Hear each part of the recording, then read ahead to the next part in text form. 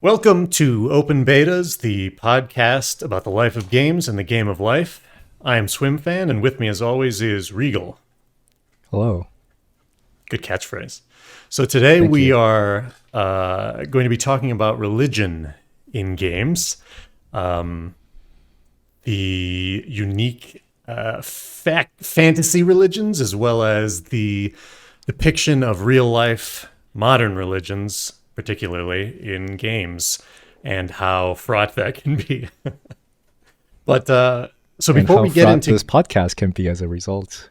well, our two subscribers won't shut us down, Well, yeah, and they're both me. for now. So for now, yeah.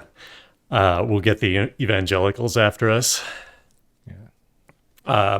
Okay, so let's start out with talking about our personal history with religion, Right. and So our I basic guess thoughts first of on it. all, So I'm go ahead. curious.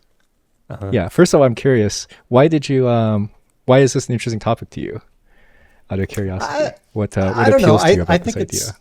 I think it's interesting because specifically what I find most interesting is part of what we're going to talk about is the depiction of Western religion, specifically Christianity, as as kind of a thematic background for games, in the same way all games use like Norse and Greek myth or stuff that is more, I guess, no longer modern as a theme. Some of Hmm. the Japanese games use elements of Christianity, like crosses and monsters and especially just names from biblical sources. And I don't know. I just Hmm. thought it was always interesting, and I always kind of wondered what a Christian American person would think. Well, I guess Christian Western in general would Well, think of these games. What were you gonna say? yeah. I mean, well, as we will talk about, we know what they will think, right? In the 70s and 80s, because they attempted to ban or remove all the religious references and all the demons and stuff. I mean, they did. I mean, but it's interesting because that was a preemptive move. As far as I can tell, that's a preemptive move by Nintendo, especially to be like, they thought they would alienate people in some way. So they were like, we're not even gonna let the idea of God or pray or whatever be involved in our games in America. I do And think in not in Nintendo's Europe. case it was perhaps, yeah, in Nintendo's case I do think it was probably preemptive, but I think it was preemptive because of actual like legislation and court cases and censorship that happened to other things, right? So music is a big one. If you Mm-hmm. recall, maybe you're actually old enough for this. Recall like what was it? Was it Queen or Led Zeppelin? Like demonic messages if you play the song Uh, backwards or whatever. Kiss, I think. Kiss, Knights yeah, in sure. Satan's service. Oh, that's a more explicit one. I think it was Stairway to Heaven. There was this whole hubbub about like if you play it backwards, you hear some stuff about Satan in there, and there was like a big, Stairway to Heaven. That's funny. um, I mean, yeah, yeah, there was a lot of that. There was like the kids are being yep. turned into demons by this demonic music and So it was rock and roll and metal, hair metal. right. Um, there was a lot of real concern, right, about being censored, because obviously if you, it's probably not worth actually fighting to keep these random images that didn't care too much about in the games. It's more just let's get this out of here so that we don't get sued and censored and don't have to worry about it. Yeah, especially at the time, there wasn't anything that was like so hard to censor, like so hard to remove, essential to the game that it would be a Right, problem. Although right. later, when they got looser on the stuff, more games did start to get a lot more fully religious. Like I'm thinking like the Xenosaga, Xenogears games. I don't know how much you know about them. I not Uh, much, but I certainly know they're other games that all follow this. religious space operas, basically, Right, right. and it all kind of centers around the idea of humanity's free will versus a patriot not patriotic, a what's the word I'm looking for, A lot of dangerous words being thrown around here. a daddy god. telling you how to do everything and how to Right. live life and destiny and all that. And there's a lot of like games where in the end you break free of destiny and somehow like through That's your a own common, will and through the power of friendship and yeah. bonding. That's a very common trope, right? Whether it's, I guess we'll talk about why, but especially in Japanese games, that seems like a very, very common storyline that like Yeah. this idea that humanity is breaking free of destiny, which Yep. I can't speak too much about from the Japanese perspective. But Those things, okay. I mean, those stories always had a big effect on me. Like as a kid, I was always like, oh, yeah, Mhm. okay. But I was also Uh, already like atheist. So, so I mean, predestination is a big problem in churches. I guess we should. I guess we can segue this directly into our history with religion. So yeah, I used what's to your be history? very religious up Hmm. until I was probably around like 17, 18, like senior year of high school, Okay. and especially obviously in college. I think we've talked about before, but I was a generic like American evangelical Christian, so not in any particular. I don't remember denomination, Hmm. but just a Like, generic. So in the U.S., I think evangelicalism really that's, refers to like generic Protestantism. The opposite of it's, Protestantism. sorry, go on, go on.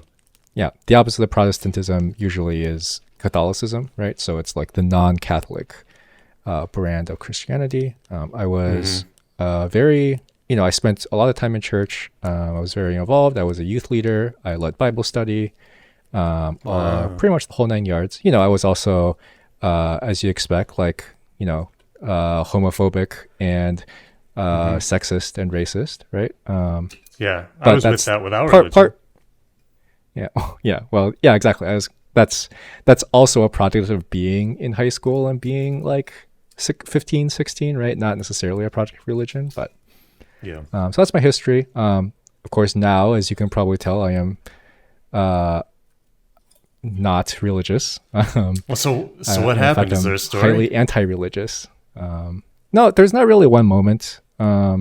It was more just like learning about. I don't like to use the S word because in America, the S word, which is science, is usually another religion. Like people are like, "Oh, you believe in science?" Like it's some kind of religion. There's been Uh, they have done that recently with yeah.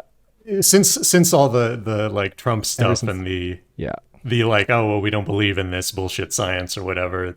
It's been sort of treated yeah, like a religion. Like, oh yes, you're yeah. either Which is believe in science or you believe in some religion right, or exactly. doing your Which own is I don't research. I exactly what one of the very frustrating things about America is how um, the the uh, the people we don't like have really mastered the art of like retaking words, like having a conversation and research and science have all been Yeah, like captured and spread through propaganda to mean something different than what they actually mean.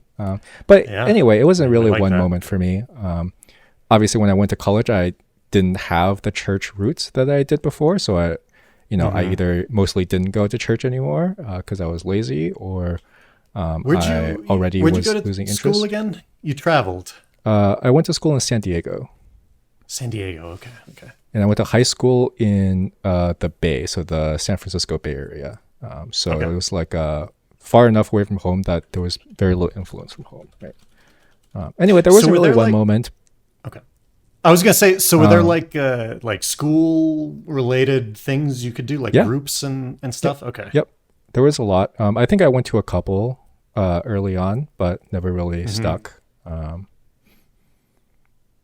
Yep, that's Okay. about it. So over time, as I started basing, let me put it in more precise terms rather than using catch-all like science. As I started learning more about how to base my opinions based on things that were, factual and measurable, Hmm. I started realizing that there's very little need for religion in my life, and a lot of things it taught me Hmm. were wrong. Oh. You know, Now looking back, one of the flashpoints is like um, uh, homosexuality, right? And if you really Hmm. think about it outside of the terms that are used in media, you're really making a distinction over whether a person is like fundamentally evil because they like penises or vaginas and not the other one, right? Yeah. Which is, if you dumb. take out all the baggage and you think about it, that's like absolutely insane, right? Like that's lunacy that we as a society care about this at all. So that's sort of where I land these days. What about you? Yeah. So I never. I want to ask you more, but I'm going to talk about myself. I never had. I've never had, even for a moment, faith in a higher power. Like it is something that has always been missing from me. And at times I've wanted. I've been like, I think I would really maybe benefit because I had no direction, I was a depressed kid. I didn't like the state of the world and thought it was sad, and I could have used it, but of the world, but I definitely could have used it, but I for whatever reason I just couldn't do it. I was really, for whatever reason, I guess I was raised in an environment where I really only trusted in things that I could see or prove, and I just couldn't get through the contradictions of any of it. Like I'm like, all right, if God exists, then why does he allow this and that? This is all part of his plan. He's a psycho. Like you worship a psychotic person who is okay with wars and famine and rape and all this. So it just didn't seem to fit what people were saying about God. And if God didn't, and so I was like, well, maybe God was a creator God, and he created, or he or whatever, created the world. The logical next step. Deism, Thomas Jefferson. Where I was like, well, maybe he just created it, and then he took off to another galaxy or whatever and did it again. But that doesn't really make sense either, because there's a lot of things. Okay, go on. Oh, is that what you believe? Well, first of all, I know all the answers to all your questions. Actually, I used to lead Bible study and group sessions, so I know all the justifications, which if you start thinking about them aren't any better. You sort of just throw words together and call it a day. But in any case, the concept of faith was just really hard for me to get past. I'm like, so everything else in life we base on, science, evidence, things we can see, things a lot of us can experience or witness. Everything except this, the most important question, where we come from, why we're here, what it all means, that is something we can never know for sure. It must be faith. That is the necessary prerequisite for you to be religious, essentially. And I just like, how do you get past that? I couldn't figure it out. I couldn't totally. I have a stance that I'm not sure I totally believe in, but I often find like agnostic people more annoying than religious people because they like refuse to even make a decision, right? They just like you mean as agnostic as refuse to as opposed to atheist? Yeah. Or as opposed to religious. I mean, I think agnosticism kind of sits on this fence and refuses to really even make a decision. Yeah, you're like, I don't know, maybe. You just don't think about it much, I guess. Yeah, I mean, I'm hard atheist, personally. Sometimes when I was young, I said that as well, and it caused problems with some of my like extended family who were very religious, like the North Dakotans. And I also went to an Episcopal school, but I mean, I essentially went there because it was a fancy schmancy prep school for little Lord Fauntleroys like me, and but we did have chapel once a week. Future directors. Yeah, future animal care technicians. And so I got some of the Bible stories, but it was presented very approachably. Like the father, what's his name? Father Bellamy, the guy who gave all the sermons, was very like, humanist and progressive and things like this. So he taught us the best stuff about Jesus, and didn't make sure we had to believe it, but we did sing hymns and shit like that, and I just got used to it. And sometimes I would, because I was so annoying, we'd sing the hymns, but I'd skip the word God and I'd skip the word Jesus because I didn't believe in it.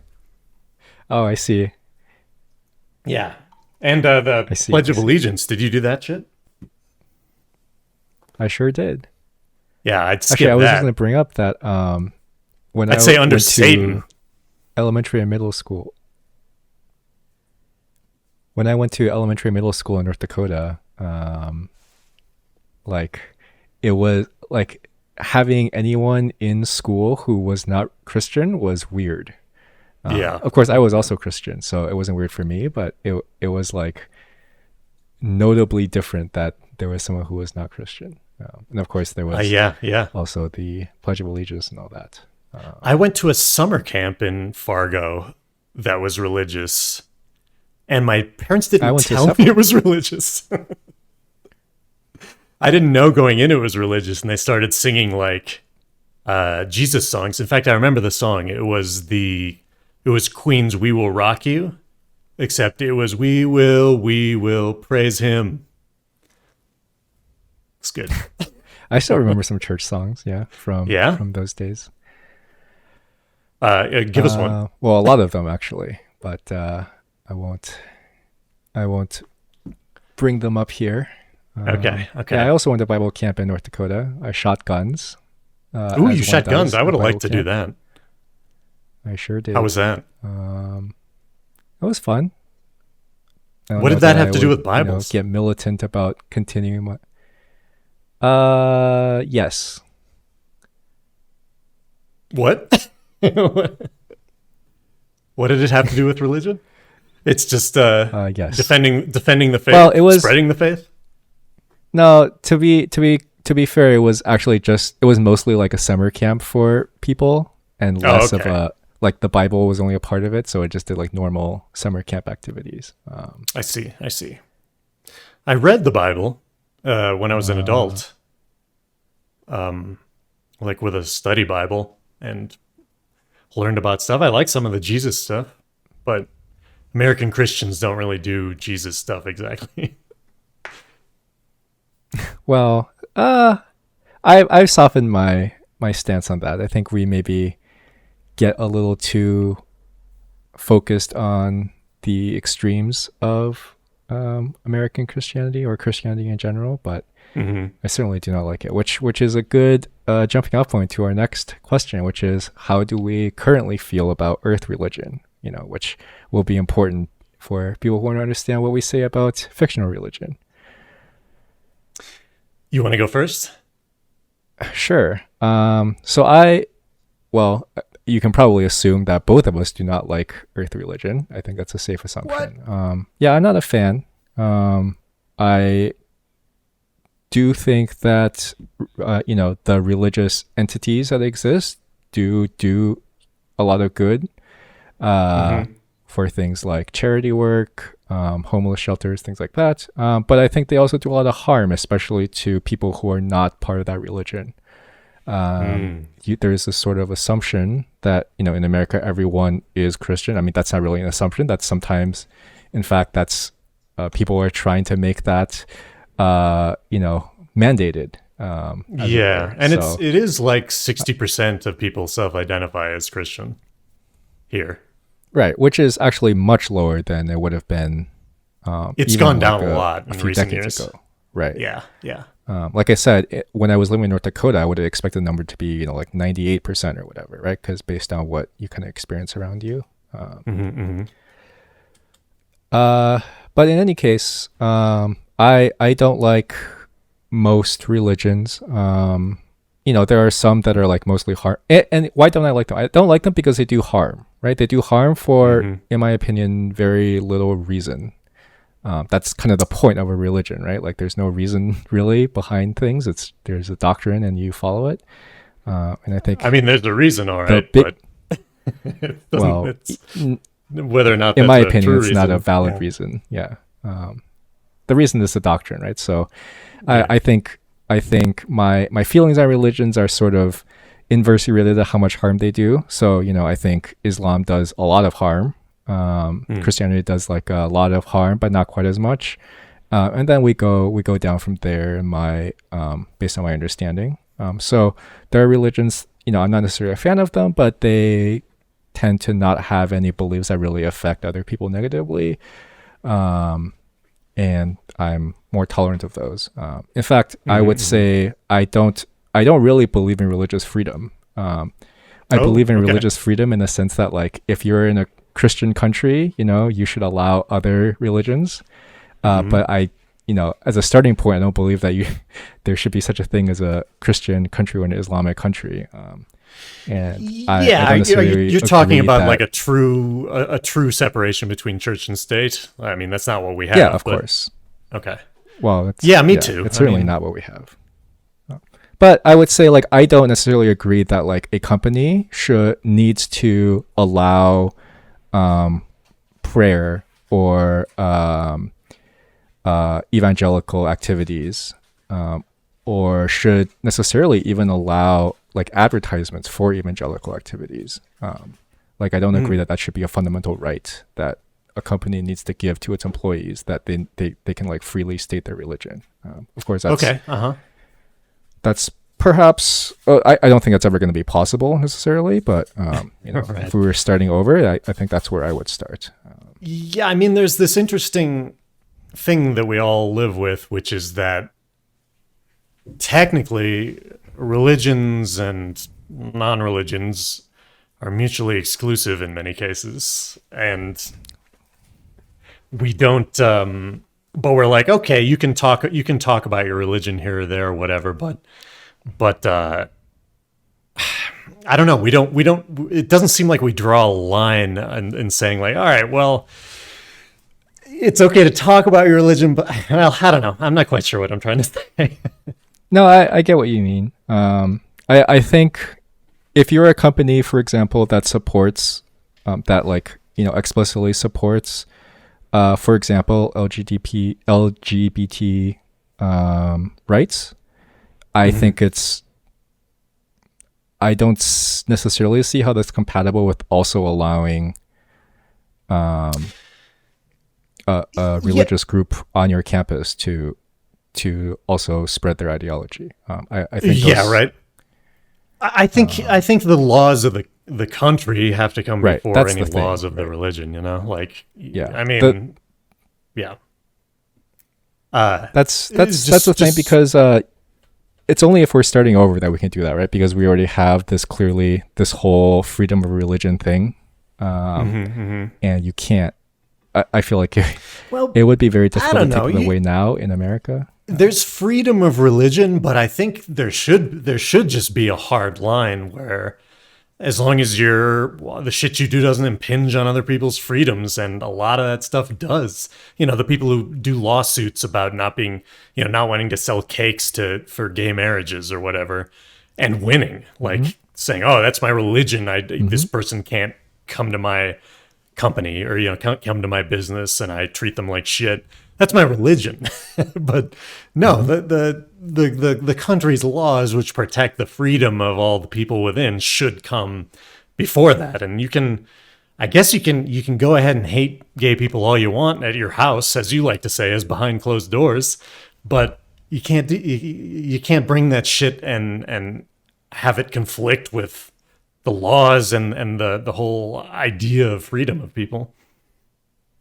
Well, this is where we're getting deep into the weeds here, but this is where the word freedom has a problem. Right? Freedom. If you're, Yeah, I mean, freedom is personally, fraud. I think it's sort of illogical to use freedom as a starting point for, especially as it's defined now or not defined now, right? Like freedom of okay, religion, fine. for example, is exactly the problem that we're pointing out, right? Because I guess I'm trying to say, when I does say that mean freedom you in can do that case, whatever, I'm or- saying like self-determination, or equal ability to access businesses in our culture or whatever. But you're right, freedom can mean so much in people's eyes and mouths. Right. And there's more layers to this too. Like, for example, I think if you wanted to create a women's only university or an HBCU, right? A majority black university. In many ways, that infringes upon the freedoms of, or that's a discriminatory practice in many ways, right? At the same time, I don't, it's hard for me to just say that, well, obviously this discriminates against the group of people that are not covered by it. I think that's sort of can't be argued, right? That it does that. That being said, I don't necessarily think that we should disallow these things to exist, right? Yeah, I mean that's like my grandma's argument of like, well, how is that fair to white people if white people get their own thing? There's more layers to it, but I think fundamentally there's, yeah. But it's I think as straightforward as, well, whatever your minority or oppressed groups within your society are, yeah, you should give them spaces where they can be with each other, because the society at large is still driven by and the person who is comfortable in every regular situation is a white, straight, cis person. And I think we have to acknowledge that. You would think so, but so I actually don't know if that's true. So I think if you, for example, I live in California, you live in Colorado, which is very similar. In fact, maybe even more so. I don't think, like at my workplace, I don't think, I think anti-vaxxers feel oppressed, right? Yeah. I think they have if you take all the beliefs out of it, I think they very correctly feel that their views are completely ignored and and they're shunned and they're sort of an oppressed member of society, right? But when you're oppressed for really I would say stupid that's a good reasons, thing, right? But is that oppression?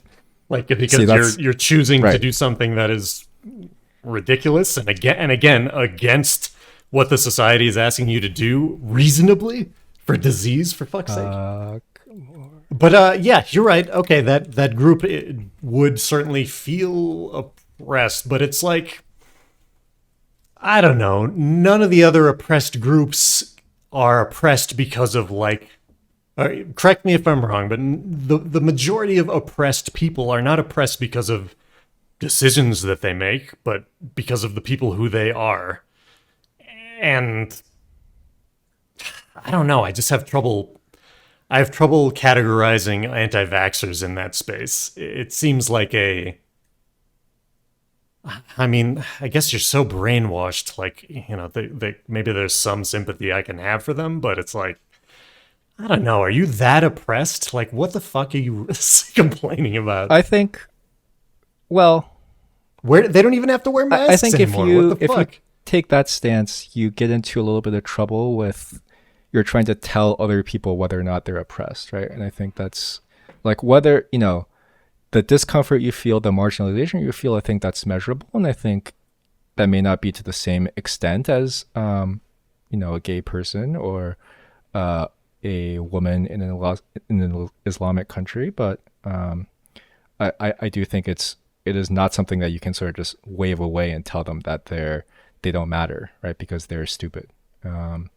So I think certainly the problem you're wrestling with is sort of the fundamental issue of, do we need to care about oppressed people because they're oppressed, or do we need to determine as a society something is right and wrong, and we need to decide that this is what's right and this is what's wrong, and we're going to be okay oppressing the wrong people, right? This is essentially a sort of reframing of the criminal code, right? The criminal code in any country just says, okay, these are the things that we as a society decided are wrong. You can't do these things. If you do them, we are going to oppress you by arresting you and putting you in jail, right? And we as a society agree on a set of laws to sort of say that we don't allow these types of people in our society, and it's not right. And it's more about being clear about what we believe is right and wrong, and less about whether people are oppressed and whether people are marginalized at all. Yeah, I mean, it's tough because the whole anti-vax thing, it has a direct effect on other people, right? Like, it's not just you that can get sick, right? Like, if I understand correctly, it's you not being vaxxed can increase the danger to other people in your society eventually. So it's, I guess I struggle with those. Like to me, those aren't just beliefs that you are practicing by yourself,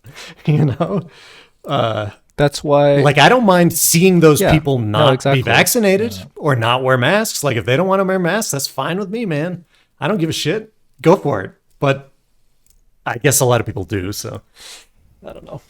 well, masking is more for preventing other people getting sick than preventing you getting sick, right? That's why in Asia, people wear masks when they're sick, not when they're afraid of getting sick. That's why they're oppressed, man. No freedom. Freedom to get other people sick. Yeah. Well, this is obviously deep into the political weeds here. Let's maybe save this discussion for another time. Let's get back on track here. All right. That was our short discussion about what we think about religion. I want to talk about very quickly what. Very short. We have now what counts as religion for our topic, because obviously in the vast majority of games, not all games, but in the vast majority of games, religions depicted are not earthly religions, right? They are fictional religions that serve a purpose, right? They're kind of a plot device. And so, at least from my perspective, I mostly want to speak about the ones that are modeled after Abrahamic religions, right, or quote unquote Western religions, traditionally Western. Like these Judaism, are the ones that Christianity, and Islam. Yep. These are the ones that are even in modern society the most problematic, but often the ones that sort of have the problems that fictional religions also copy, right? Like the dogmatism, the Inquisition, evangelicalism, etc. Right? The Crusades, things like that. You're not going to like this, but I want to go back for just a second and say that I do believe there seems to be something, and science seems to back this up, that there is an innate religious / quote unquote spiritual part of humans that we have a tendency to, if we don't understand how something happened, we need to attribute it to something, and sometimes that thing is supernatural. And that can be that can be as small as I believe in ghosts, or it can be as big as I believe in gods and they're watching me and all that. And I think given that we have that, I'm not comfortable saying that a world without religion is exactly what we need, but I think there are elements of religion that should be part of just regular life and community and day-to-day. I mean, church is still like one of the only places where your community gets together and like talks about what's happening in your area. And there's it is in America. There's so little of that shit nowadays. That's true. There's in America. You're right. What do they have other places? I think. I have a couple of things to say. I guess we can go backwards. What do they have in other places? Sorry. America is a very, and Western Europe to an extent, but not nearly as much. America is a very closed off country, even in urban areas. I guess especially in urban areas. In rural areas, maybe not so much, because everything is so spread out, and none of the cities are walkable, right? Yeah. So you get in my experience in China, and to some lesser extent Japan, and the Philippines, and Singapore, is that people are, first of all, much more open to just speaking with strangers. And second of all, you encounter a lot more people throughout your day, like maybe 10, 20 times more people on average throughout your day, assuming you commute to work through public transit.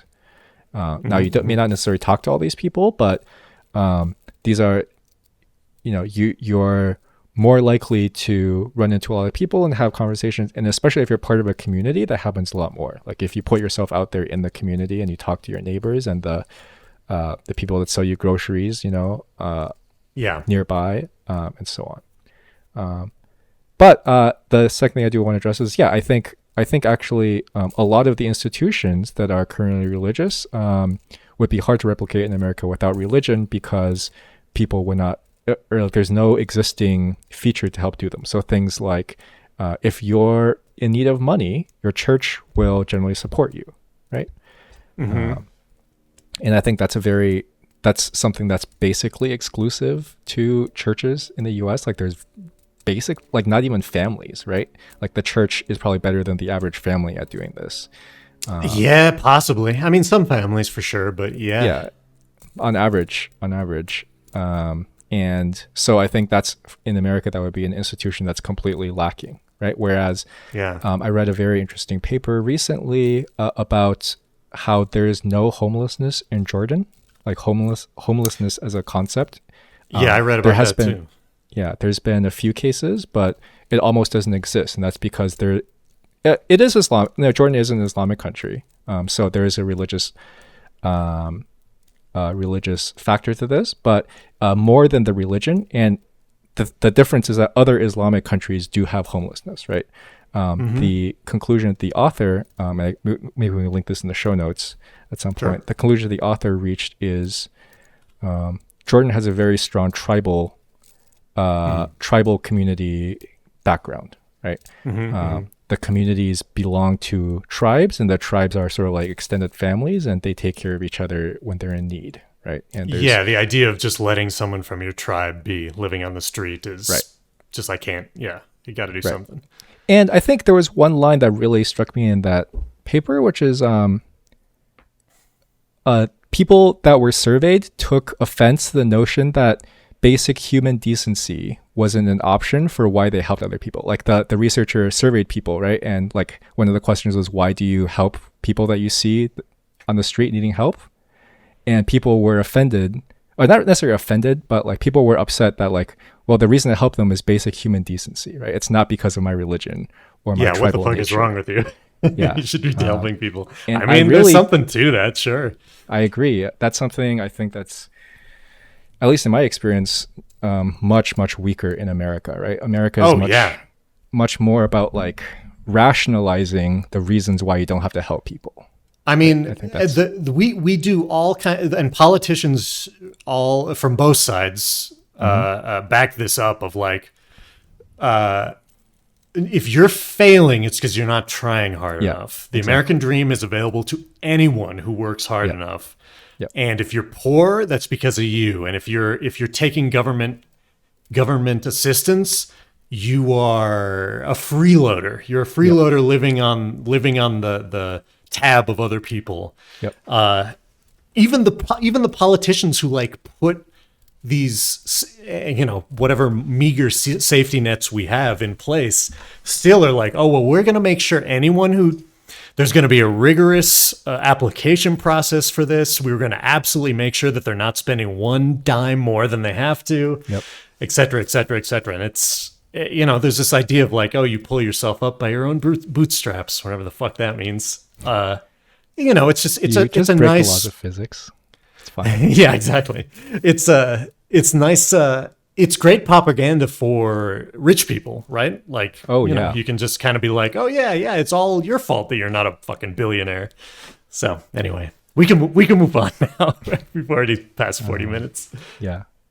And then the last thing I want to say is there's a difference between religion and spirituality. And I think what you pointed out was humans have a basic, I think you and I, based on, in fact, you might have it even weaker than I do, but we have a very weak instinct for this. But I think in general, as you mentioned, humans have a very strong instinct for spirituality, right? This idea that, and there's two parts I want to tackle here. One is there's this idea that, when we see something happen, we want an explanation for it, right?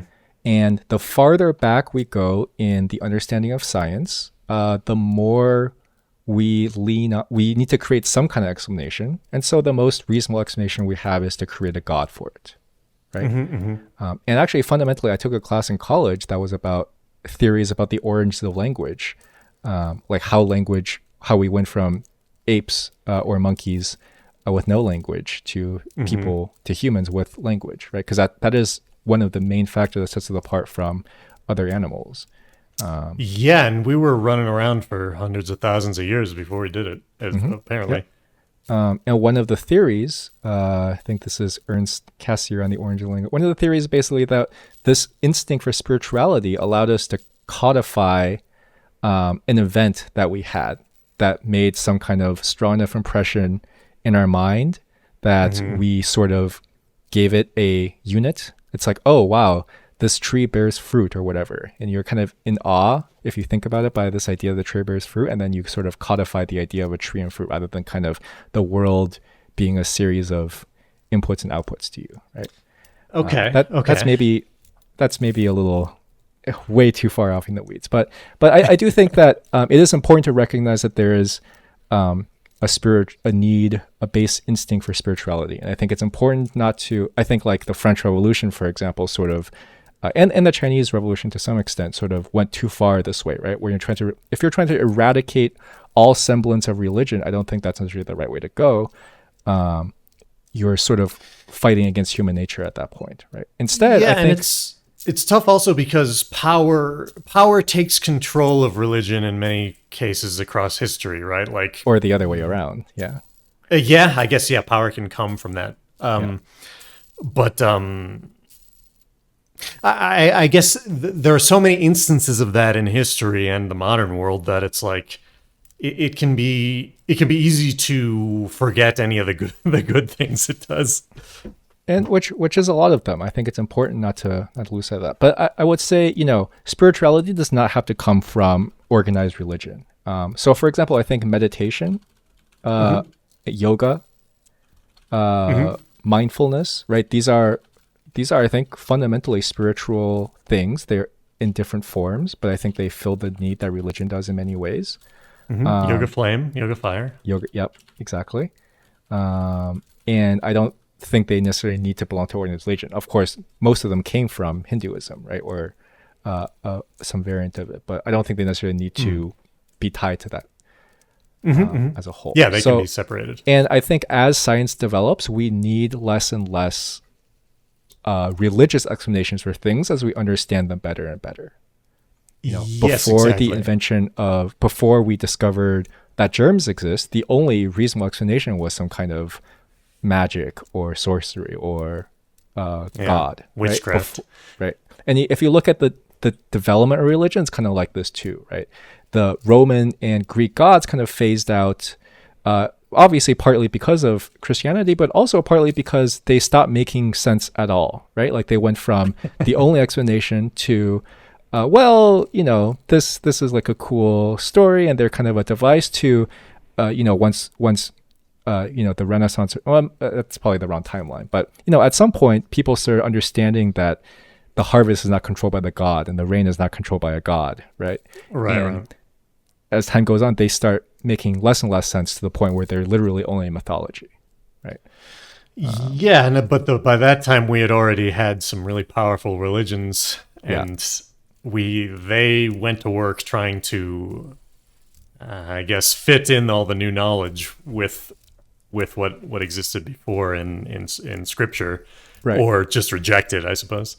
So the power of Abrahamic religions that they sort of abstract away the claim that like a god has control over any specific thing, right? By saying that the god, it just controls everything. You sort of take it to infinity, and that's sort of that's we'll save that for theology 101. But even today, there are some things that sort of trigger the spiritual response even in me. So, for example, if I think too much about space, even if we understand a lot of it, right? Just the sheer scale and size of space, it sort of triggers that sort of spiritual response in me, right? Where it's like, there's an awe from it, right? Like it's just awe, exactly. That's a great word. So expansive, and so it puts you in perspective in a way that the day-to-day life doesn't. Yep, exactly. Awe is a great word, and that's sort of that awe sort of diminishes up from more and more things as we start understanding more and more of them, right? Well, but is that so?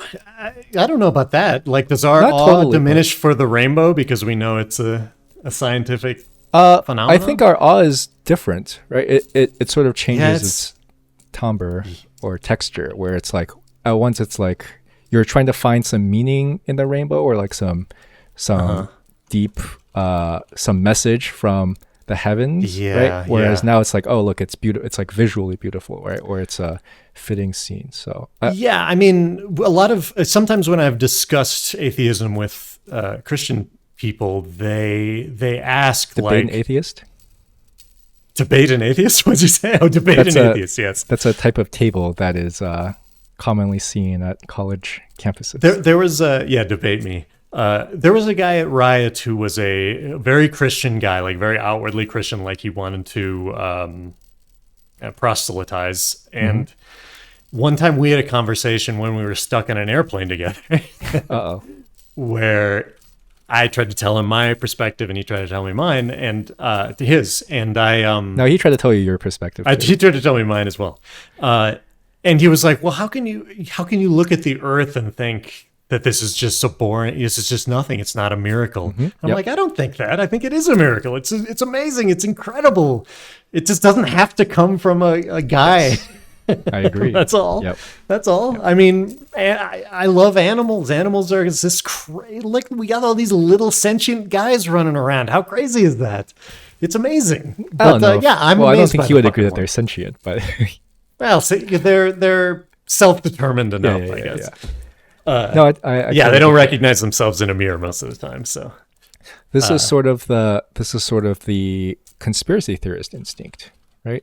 This instinct that like you see patterns and you want to ascribe deeper meaning, like you think it can't be a coincidence. Right? yes, There's there's this no such instinct. thing as coincidences. God could never be so lazy. Which, by the way, conspiracy theorist religion, Hate that. what's the difference really? But Yeah, man. on that Yeah, note, conspiracies. let's All try right, to let's move on. define. Let's move on. Let's try Sorry, to define what a religion is. So I think, at least from and we can talk about sort of the polytheistic mythology depictions too. But as far as religion, capital R religion goes, I think there's a couple of key tenets from Earth that fictional religions take. One is the idea of faith. I think this is an immovable pillar, Yeah. right? That like you and doctrine, faith and doctrine are kind of 1A, 1B. There's the idea that there is some kind of truth that you can't prove or see. It just is, right? And I believe Yes. it, and that's sort of what it is. Like I don't a have to tough one. prove it to you. I don't have to tell you why it's wrong. You can't convince me that it's wrong. I'm just going to do it because that's sort of the core of it. And it's an important core of it often. Like, oh, if you can't get there, if you can't get to faith, then you are missing out on a relationship with God and Jesus and all these Oh, things. yeah. Like, Oh, Like I guess it- that's the other thing. Part of the this whole walking with Christ thing, right? Where it's like, you basically interpret your feelings, like your sudden feelings, as messages from Jesus when it suits you, right? yeah, So, yeah. Ugh. anyway, so I think faith doctrine is very important. I think the second thing that's often copied is there is some kind of distinction between what is good and what is evil, right?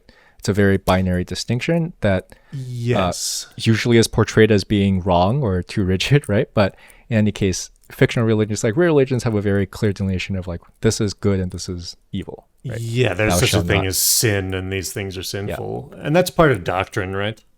Yep. And they're usually large, right? They're usually usually for plot purposes, like sort of like Christianity, like a massive worldwide entity, right? That Well, a small religion is just a cult, right? Like it just goes from that's- cult to that's- religion. Well, a large religion is also a cult, but no, it's a religion. okay. So very quick example. So what are some things that don't count as religions?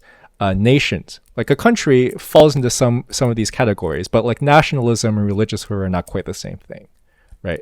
Yes. Generally, like a country is going to act in its like economic self-interest or whatever for story reasons.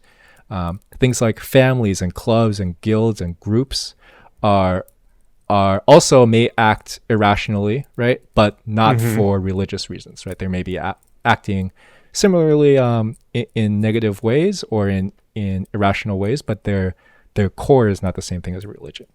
And a company is sort of the same thing. No, there's not faith. Yeah, exactly. It's missing faith. It's missing, telling you what's right and wrong. Companies are also similar. Like the evil corporation is a common trope, right, in games. Yes. And Shinra. that's not quite the same thing as religion either. Shinra, Umbrella Corp. No, it isn't. It isn't. What are some things that do more or less count as religions, right? Like we already said cult or sect, right? Some kind of weird little group that believes in their thing that's trying to take over or that's trying to do whatever. It's bad when they're small, though. Yeah, it's true.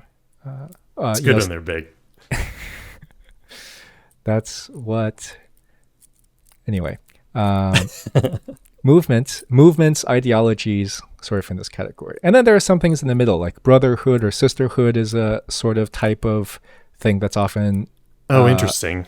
Trope that's used, right? Like Brotherhood of the Woods or like the bandit guild or whatever are sort of in the middle, right? It depends on, because they like fundamentally believe in different morals, and they sort of like justify their different morals based on like their beliefs. Like anarchists sort of fall into this category too, right? A little bit. How so? Like anarchists sort of believe in a different set of, and these are things that don't quite count as religions, but are kind of closer than a company.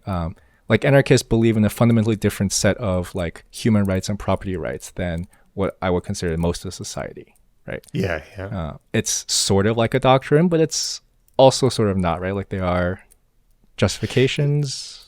Did you know that there are a lot of self-proclaimed anarchists that are a lot closer to communists than I thought?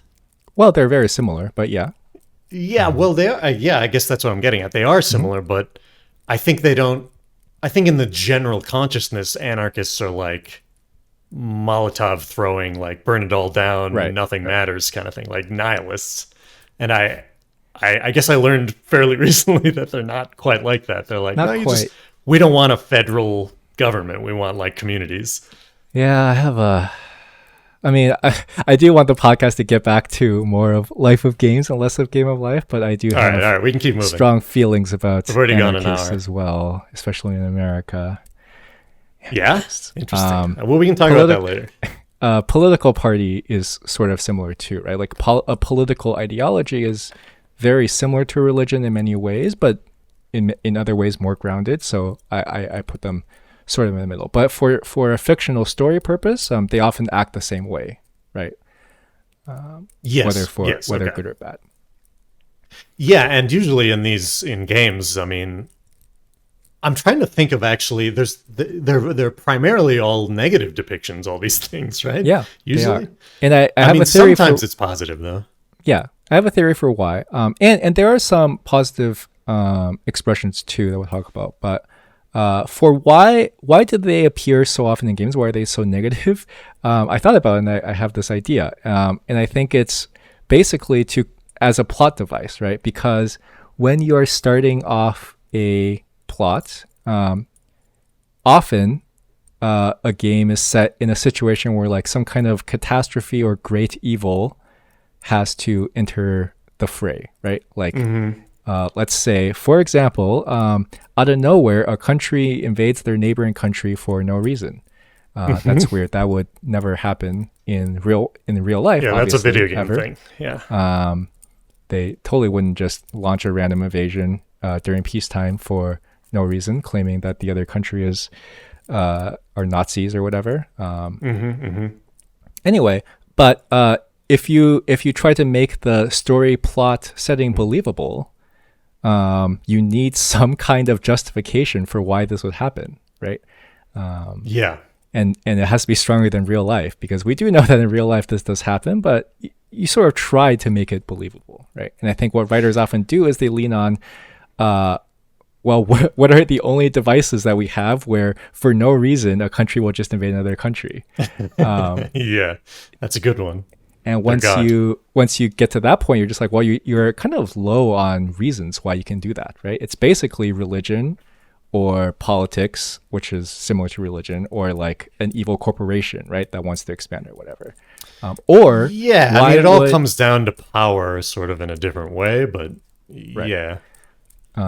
Because it's very difficult to set up like the political intrigue or the geopolitical conflicts that have happened over time.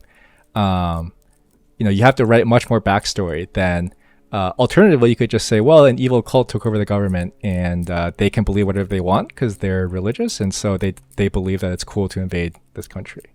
It's cool. Yeah.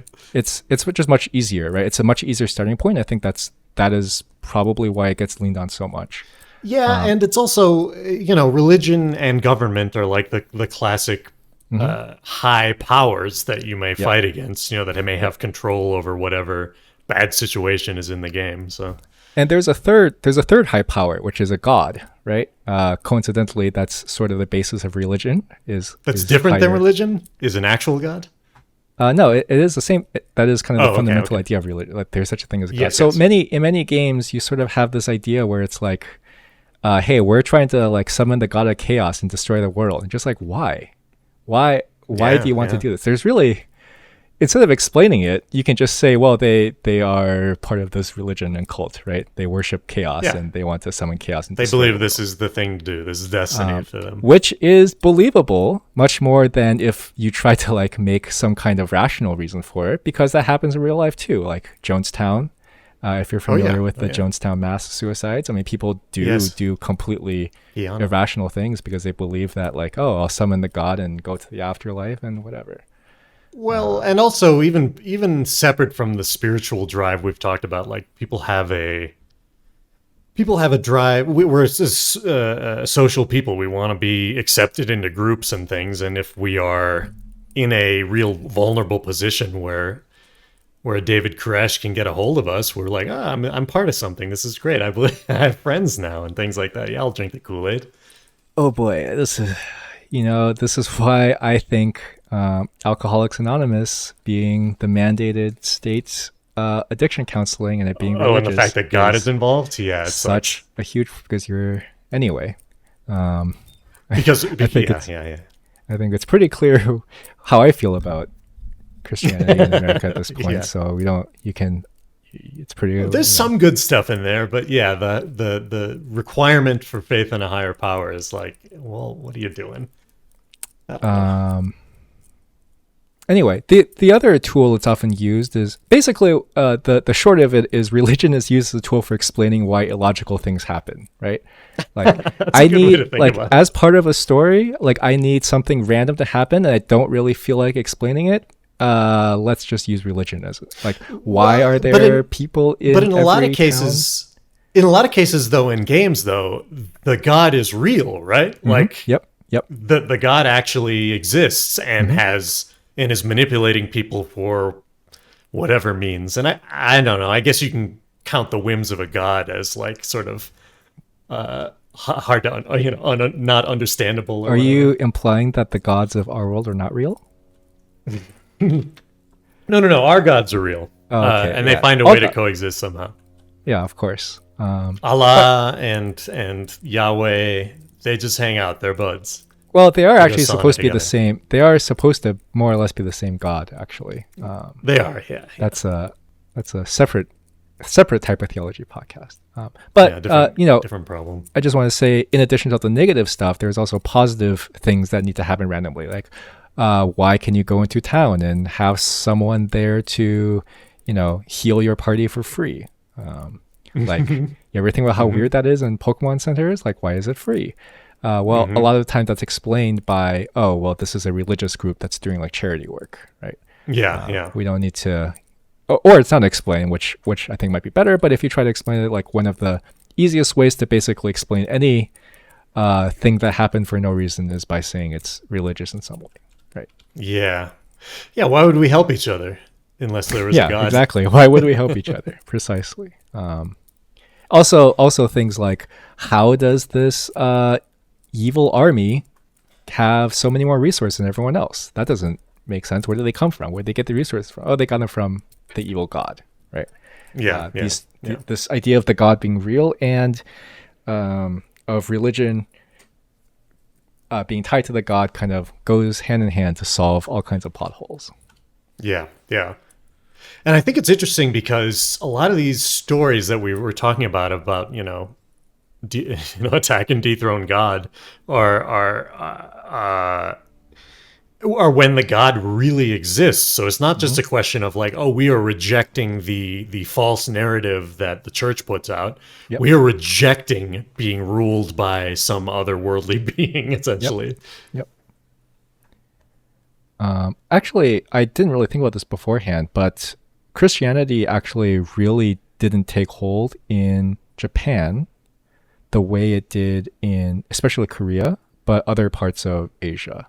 And by take Well, they were hold, able to be a little more isolationist, weren't they?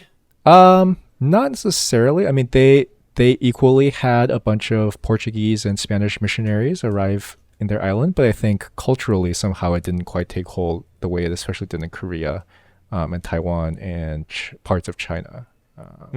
And I wonder if the reflection of that kind of ideology has something to do with it, but I certainly don't know. I don't know. From what I remember from my Japanese history classes, that early Christians were definitely like oppressed there. Certainly. In general, Right, and I think the powers that be didn't want any of that shit coming into their country. Right. That is true. But there's also the post World War II era, right, where Japan was basically like westernized in many ways. Yeah, they were at the mercy of the U.S. then. And that certainly is a time where they would have less power to oppress missionaries, right? Of course, things were different then than in the Inquisition era, of course. Yeah, I mean, after World War II, I mean, there were American soldiers there for a long time. Yeah, and exactly. still are bases there. So it's like, yeah, anyway. Okay, so you want to talk about Did you want to touch on Yeah. Did you want to touch on Eastern or pagan religions? Sure. I mean, I think that's basically the next point here as well. The gods in pagan religions and Eastern religions are much weaker than the capital G God, right? Yeah, they're more like specific forces of nature or whatever. You're right. And I think that's sort of the main difference, and that is something that can exist without being a god in a fictional world, right? That may not be a being that necessarily has a ton of enough power to, be the end boss. That can just that is something that doesn't even necessarily need to be worshipped or whatever, right? Elemental creatures and things. So that's why I would say like those things aren't necessarily even religions in games, because those things can just exist as they are, right? And there's a lot of that in games too. Yeah, let's move on. All right, so let's talk. Let's get into some specific examples that I like. I think we talked about it. We did talk about it already, but yeah, religion is often used as the opposing force, the villains, and the theme of it is often controlling the masses through lies, manipulation. Often in games, it turns out that there is some, power hungry or flesh hungry god behind it that is leading you all to, turn the world into what they want. I'll use an example. Did you ever play Probably not. Xenogears? Do you have Xenogears? So, spoiler alert for Xenogears. So in the end, near the end, you basically discover that there is a god figure that does exist, but it is It's actually the core of a spaceship that crashed on the Earth thousands of years ago, and now it's trying to regain its power. Okay. But through through its sinister tendrils, it has churches all over the world that essentially convert people into followers, which, for whatever story reason, makes them vulnerable to be turned into specifically like living biomass for the god to rebuild itself. So the religion is all about turning humans into, is what you're saying? yeah, the religion is turning people into, in fact, the whole of humanity was a project to restore this god. You know, it was from the beginning created that way, and all of the religion that came about as a result of it was just making sure that people, you know, became possible to be reabsorbed. So this is not totally uncommon, I guess. That's a very common trope. By the way, do we ever talk about how much I dislike writers? In general? As a partial writing major or minor. Why do you hate writers? Because of what you just described, like these kind of convoluted, in my opinion, often nonsensical plot lines that exist. Oh, I love that shit. I love that shit. Yeah. Most people that's anime shit. Like, it's stuff where it's like, like the first time anime. I see crazy anime shit, I'm like, oh yeah, yeah, this is wacky. No, I don't necessarily hate it because it's like, I mean, obviously it's meant to be illogical, right? But I think, I think it's sort of cheap in a way to sort of like, I think Japanese stories do this a lot where they sort of just set up a obscure, or not obscure, but convoluted situation to sort of like get like the most disgusting or troubling outcome or like situation possible.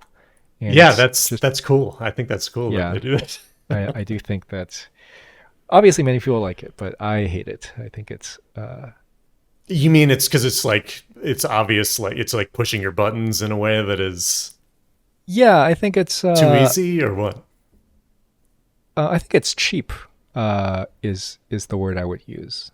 In the way, like if you've ever heard something referred to as a cheap joke, like I think it's sort of using a bunch of untouchable, like sort of Deus Ex like situations to set up a setting that is a very clear like reaction so taboo. getter. Okay. Yeah, Like it hits on taboos that are going to make you, right, exactly, your skin crawl. Yeah, no, I don't know. I think that's good, but okay. I think it would, like, I would personally find it much more rewarding if the situation were set up with less sort of Deus Ex, like, I don't even know if that's the right term, but sort of more humanistic, more finite, if you understand what I mean, devices, right? Instead of like, this is an infinite being that can do whatever it wants, and what it wants to do is like this very specific thing that you're gonna find gross or troubling. Yeah. It would. That's cool. I personally would prefer, maybe not even realism is the right word, but less of just. I guess another way to put it is like there's this concept in writing called like show don't tell, and I feel like this leans very heavily into the tell. Like this is an infinite being, and what it wants is this, and you just have to deal with it without any really. I mean, see, the thing is, it's fiction, so it's hard to use the words like rational or realistic, but. Yeah. I mean, in Xenogears, you're driving around mechs and shit. So yeah. Anyway, it's very anime. That's I hear you. And one thing that does bother me about that sort of way of writing is that it separates evil from humans in a way. It takes away our agency and the reality, the fact that, well, you can feel free to disagree, but like the what we call evil is from us, right? Like, I mean, I guess you could call some acts of nature evil if you were so inclined, but most people would say, yeah, but it's not an intentional thing. It's nature. Humans are always making intentional choices, and so yeah. Anyway, great point. I didn't even think about that. That's true. And I think it takes away agency from us in the other way too, in the sense that like we can only defeat these things because of some like magical plot device, MacGuffin item that we find, right? Like Oh, well, maybe we can beat them because of the power of friendship and our party's love. That's I would say that's not better. Okay. But yeah, I do hear you. But it's usually something like that, about right? like the magic. A lot of the time, like in a Final Fantasy setting, it's about the magic of like the combined power of humanity. It's Right. Goku's spirit Goku bomb or Spirit whatever. Bomb. Yeah. And I think that also sort of strips away the agency from humans, because I think some of the coolest stuff in the real world are things that humans did because they tried very hard, not because they like, you know, got the dual sword, or because they like did some magic with the power of friendship, right? So if we teamed up and built like a cannon to shoot at God, would that be different? Maybe. You know, I think there's layers to it. Like what's that movie where you like send people to an asteroid and like divert it? Armageddon? Yeah, I think so. Yeah, like, yeah, that's one of those. Yeah, that's sort of a different layer, right? That's a different type of kind of the same thing. It stretches, yeah. but, It's like science and human ingenuity, and right. And it doesn't. like The thing is, like, it doesn't necessarily have to be like engineering or ingenuity. It can just be like, why can't a human defeat a god just because they like? Well, now we're getting deep into the weeds, I guess. But in general, I think I find it very annoying when stories take away too much agency from the people. Like, you know, instead of defeating a god with a magical one of a kind sword that happens to exist, why can't you just defeat God by? You know, that's interesting. I've actually had the opposite issue, which is that I don't like it when a game lets you beat the final boss, who is supposed to be this unkillable god, essentially, which is often the case, just because you're high enough level. Like your party got strong enough, and now you can beat Angel Sephiroth. Right. Or No, whatever. I agree. Which is why I think the end boss shouldn't be unkillable. Right. Like, you should not Right present, in the first place. Yeah. Right. Because if they can be killed, then you should not present them as some kind of like unkillable. Like, basically, I think one of the things is like there's just way too many like unkillable, unstoppable forces that you can't damage. They're way more powerful than us. Why can't they just be slightly more powerful than us? You know? Yeah, I mean, I like the gods that turn out to be like aliens and shit like that, Sure, where yeah. they do have real weaknesses, and it's more like their legend is that they can't be killed. Right. Like, although I have that problem with Lavos too. Oh It's like God! in Chrono Trigger. What book was this? There was this. Oh, I think it was like some novels I read when I was a kid. There was one where like Yahweh God turned out. I think it was not the Phantom Hourglass. There's this knife that can like cut. Legends of Zelda? No, Oh, you're no. talking about. it's Oh, a I know book. what you're talking about. You're talking about the Philip Pullman books, The atheist Golden books, Compass. yeah. The Golden Yeah, Compass. the Golden Compass. Yes. and the I actually knife. liked that god a lot. Where like the god just turned out to be like a really old angel that was like decrepit and dying. That was quite funny. Yeah, I like that. Oh, yeah, I liked that series as well. That wife you and I know, read them. that was how I found out. Remember, I told the story earlier about how it was weird to Subtle know that knife. someone was atheist in North Dakota. Like, I found that out because I read that book in secret, and then I saw someone reading it in public, and I was like, "Wow, you're an atheist!" And they were like, "Yeah, what's the problem?" I was like, "Whoa." You read it in secret. Oh shit. Yeah. So did you have like secret non-religious things you did? No, I read it in public, and then I realized it was atheist, and then I like hid it. It was and like, oh, I stopped, shouldn't be doing carrying this. it around. Yeah, because I was like guilty about how it was. I actually don't like the way that series ended a lot. Actually, I think it's Forget how it illogical. ended. For some reason, I They forget ended how by it ended. Maybe they it was sealed bad. like there was this romance subplot, and then they Yeah. went back to their home worlds and like sealed the portal. It's like, why don't you just go to the same world and then seal the portal? Oh yeah, they So you have can to be separated. Yeah, the kids fuck and then they separate, right? That's how. I don't know if that's they how it goes. fuck. That's also you said No, kids. And that's- I don't approve of Well, they're that. teenagers. They're both teenagers. I But still yeah, don't no, approve they of that. do. They totally do. That's the whole point. That's what happens in that. I don't remember. Anyway, Original sin is the whole discussion. yeah, sure. I mean, whatever. But the point is, like, why don't they just go to the same world and then close the portal? That was like illogical. I forget. I don't know why. Like, I'm sure there was like some convoluted reason, right? But I think that's actually exactly the kind of thing I mean when it's like, why are you setting up this like extremely convoluted reason just to create like a bittersweet ending? Like, it's obvious that the writer is like, oh, I need to create a bittersweet ending. Man. I don't know. You think it has to be created in a much more realistic way? I don't think you have to do anything. You have to listen to me. You can do whatever the fuck you want. Okay, but for what you would like is what I'm saying. Yeah, like if I, if I were to ever be a writer, like I would much rather people just do the logical thing. Like, why don't you just try to find a way to? Yeah, instead of the tragic separation of the lovers. Yeah, exactly.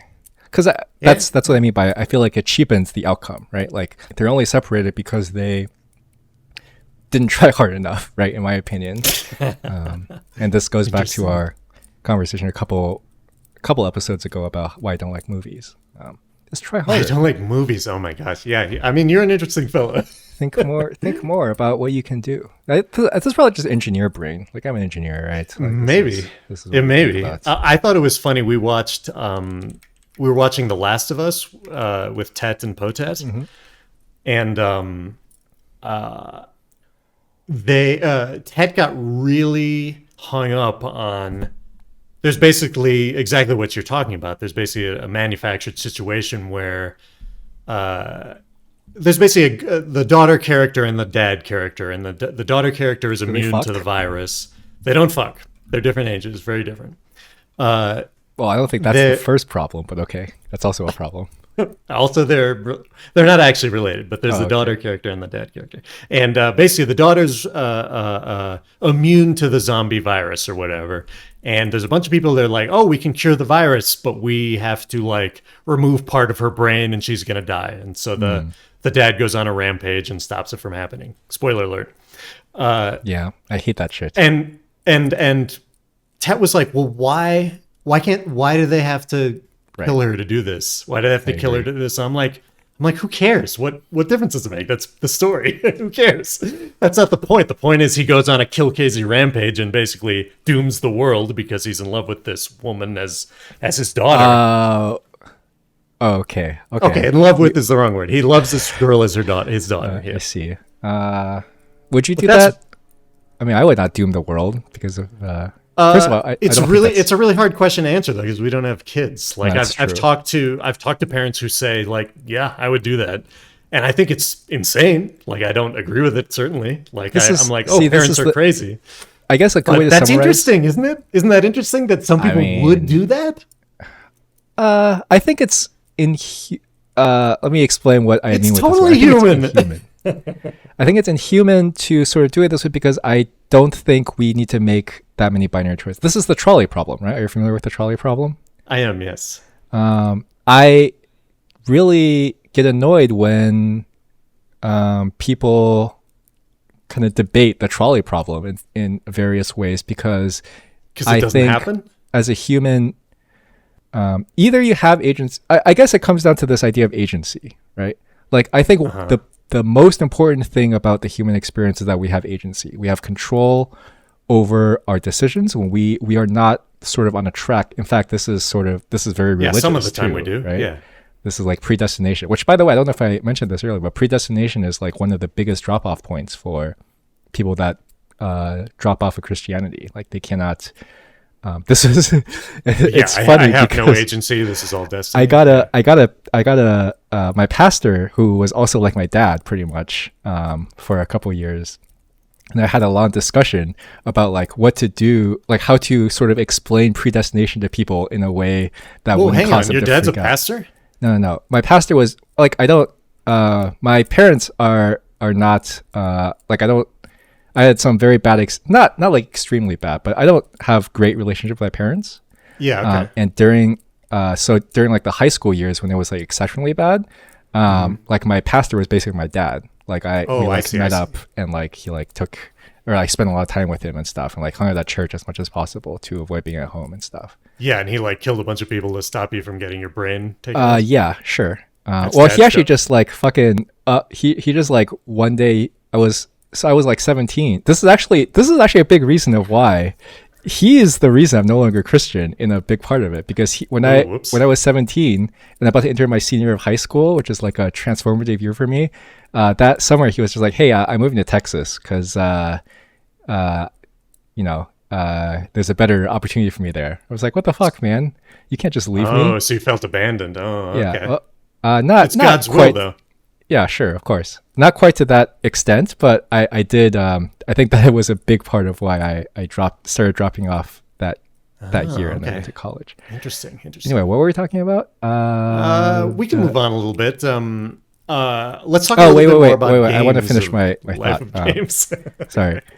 Yeah, predestination is a big drop. But I think to me, one of the most important things about the human experience is that we have agents. We have the decision to not just be bound by two binary decisions that someone puts in front of us, right? Mm-hmm. To me, that is like the most beautiful thing about humans and the most important thing about our lives, that we can try to do better in every scenario. We can make a third or fourth or fifth decision that may not be the most obvious one, and that's how we overcome trials, right?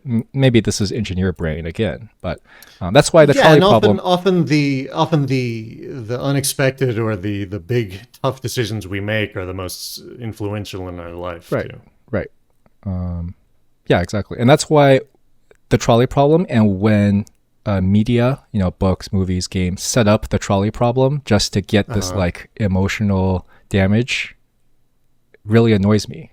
Because so is it okay if it's based on a real example? Like, all right, it's the Holocaust, I'm going to turn in my Jewish neighbors or not? Like, that's real. I do agree. Like sometimes, like I agree that there are a lot of cases where we just have one or two decisions. We don't really have a third choice, right? In fact, that happens all the time. I would just like it to be more fully explained if you're going to set that up as the case. Like I want the writer, this is why I hate writers, I want the writer to not just focus on the big emotional payoff, but to fully convince, I guess is the right word. I want them to convince me that there are only two decisions, not just, hey, there's only two decisions and we're not even going to think about the alternatives. I think that makes sense. Like I think in the best cases of stories or movies or whatever, they do a good job at really getting you down to that point where you're like, you've tried everything. There's no other way around this. We've discussed all the possibilities. This is the choice. I mean, that can happen, but I guess from my perspective, that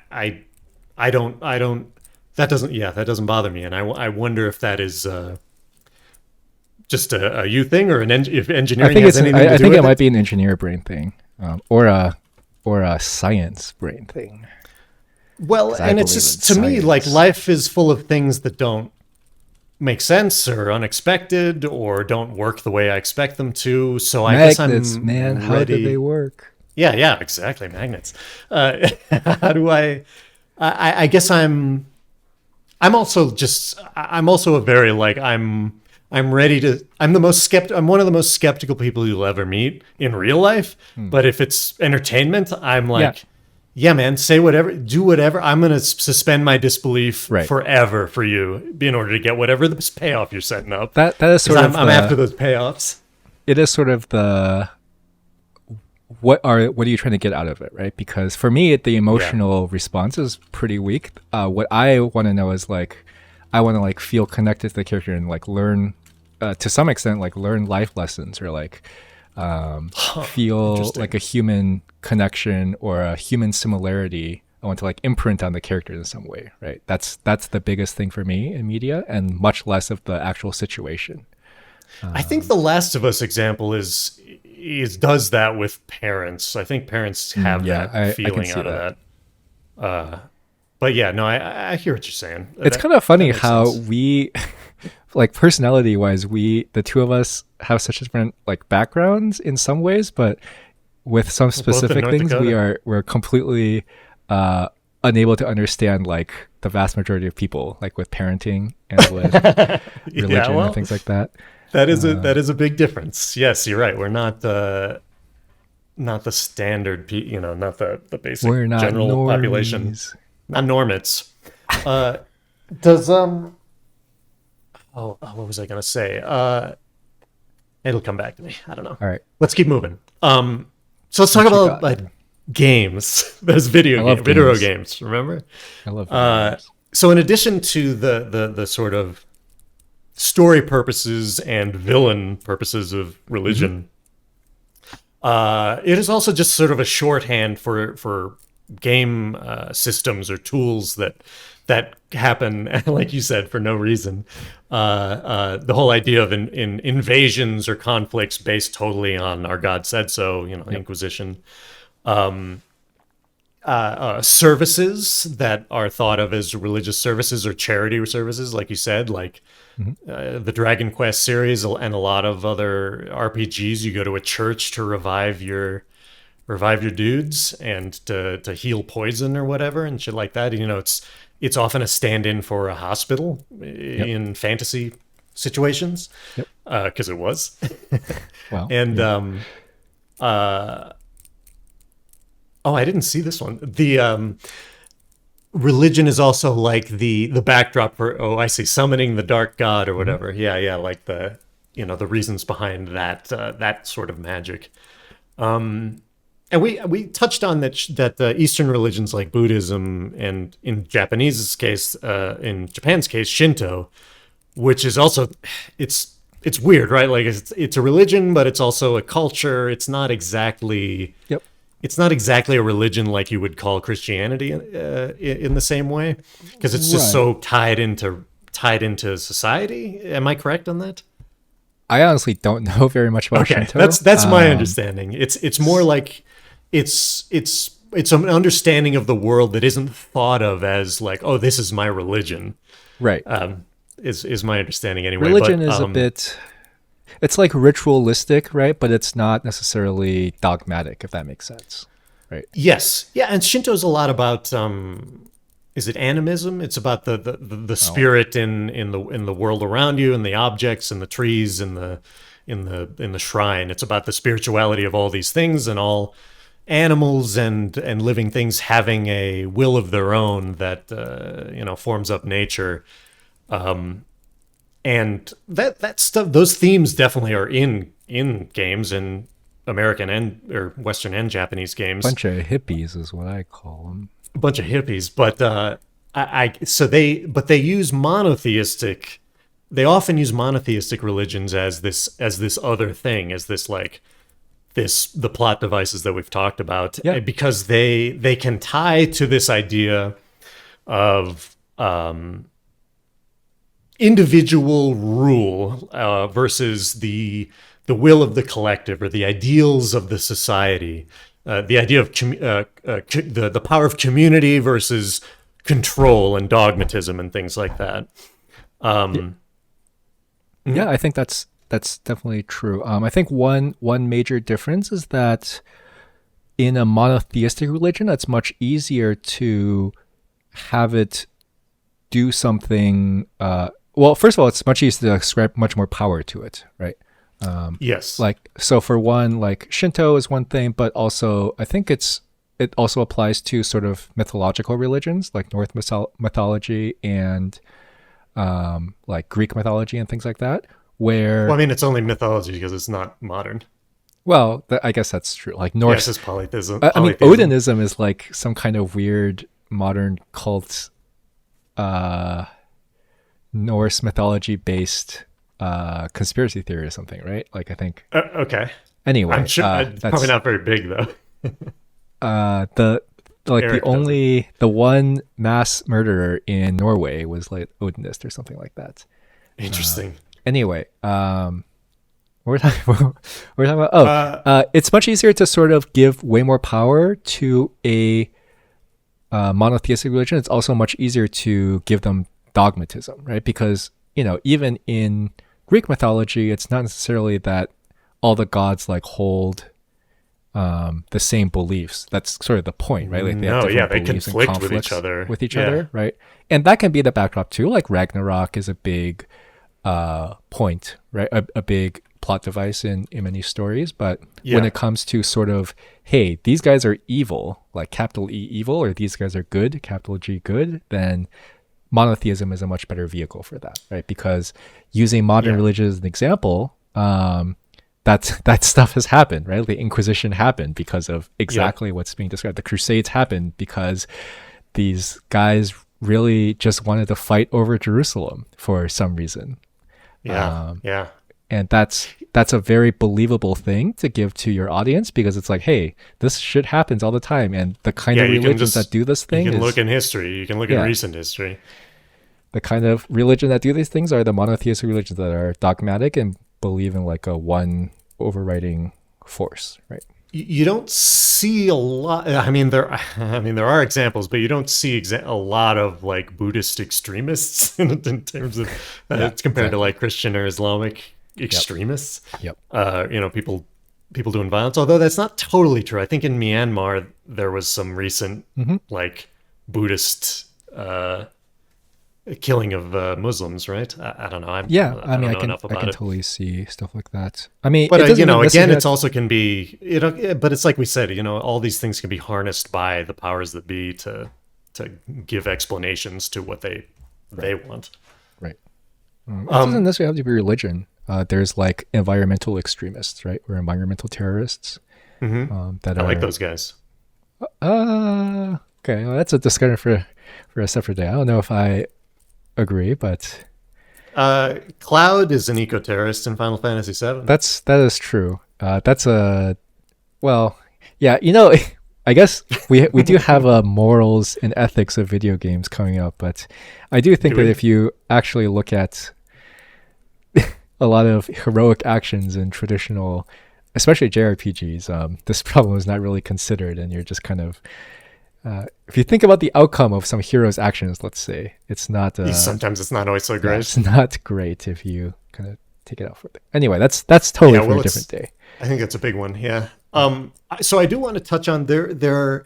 People have put forth the theory with regards to Japanese games that in the video games sprang up in the decades, 2 or 3 decades after World War II ended, and World War II essentially led Japan to a huge amount of ruin, and there was rule by a military dictatorship that had control over the nominal emperor, but and basically used him as a mouthpiece to say like, oh, this is the will, because the god was the emperor was thought of a divine being, a person that was essentially the word of God, and it was abused by this military dictatorship to explain expansion and dehumanizing of other people overseas. I do want to add one And- thing, which is that's definitely Okay. not the first time that's happened in Japan's history. That actually is my understanding is that's actually like fairly common during any of the warring periods. That, like, Similar, like being told by the emperor. yeah, like the it's emperor is sort of divine like will. is like a asset that like the dominant military faction can control in many cases. Yeah, okay. I mean, that makes sense. And there could be, and so what this theory is that do people who grew up as essentially sons and daughters of people that grew up during the war or were in the war or whatever, did they make games or anime or stories that are meant as sort of cautionary tales against that sort of God is leading you to do violent acts, and remembering that you are a part of humanity, and what that means, and how you can fight against the powers that be as a result. I don't know. Some people think there's something there, like maybe there's a cultural factor at play, because you That's an don't see interesting that as idea. much. You don't see that as much in American stuff. You see a lot more.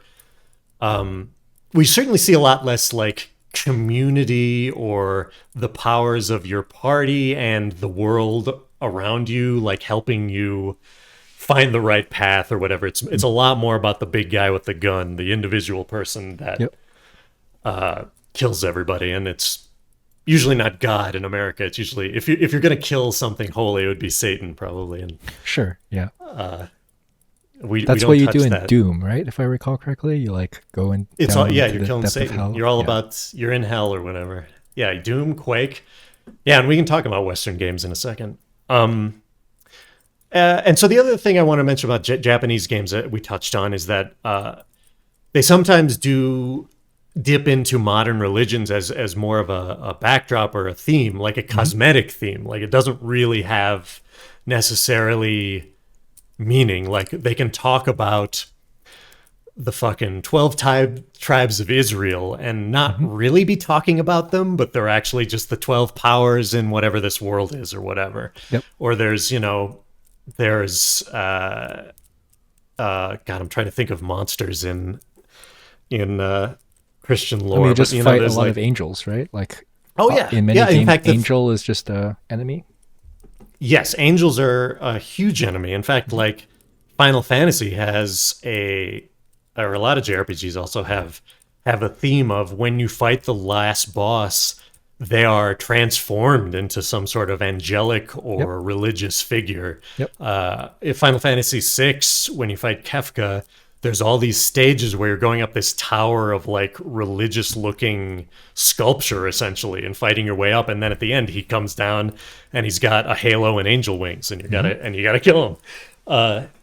And I mean, Sephiroth is like similar too, right? Like this. Sephiroth is totally similar. He's the one-winged angel Yep. they talk about.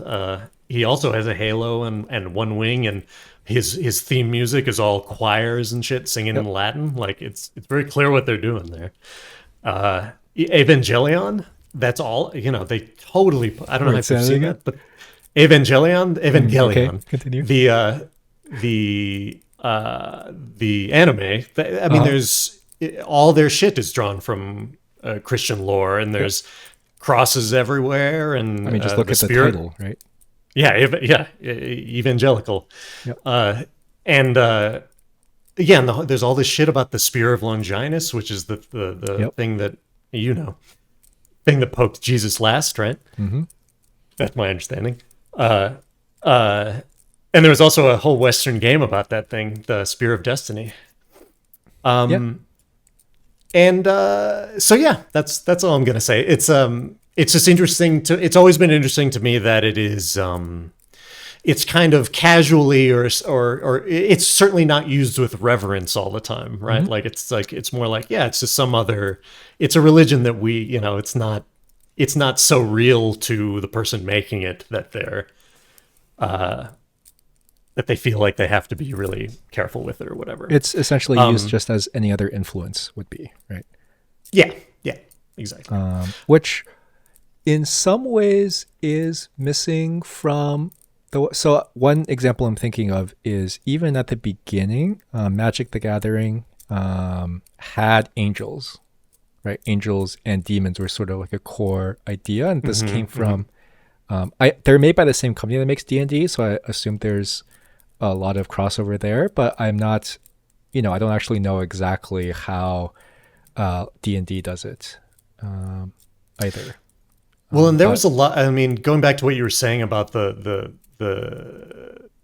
sort of atmosphere in the 80s and 90s in the US, like there was a lot of hubbub about D&D and magic and being like witchcraft or anti-religious and like corrupting kids into, the whole satanic panic. Like there was this idea that Satanism was being delivered to kids in the form of entertainment and turning kids into God-hating atheists. And I think there were other things turning them into that. Kind of did happen, but not. I don't know if it was because Magic did that, Magic the Gathering, but maybe other things. But so that leads us into some of the discussion of Western games. And when I say Western, I guess I mean American and European. So Nintendo of America in particular had a lot of censorship of religious things and anything that could be considered at all bad. Like they lengthened skirts and took out panty shots and things Yeah, like that. they still do that. They still do some of that because that's something that a lot of people here, blush about. But there's a lot of interesting things, like especially in the JRPGs that came over, or the things that had a lot of religious content in them.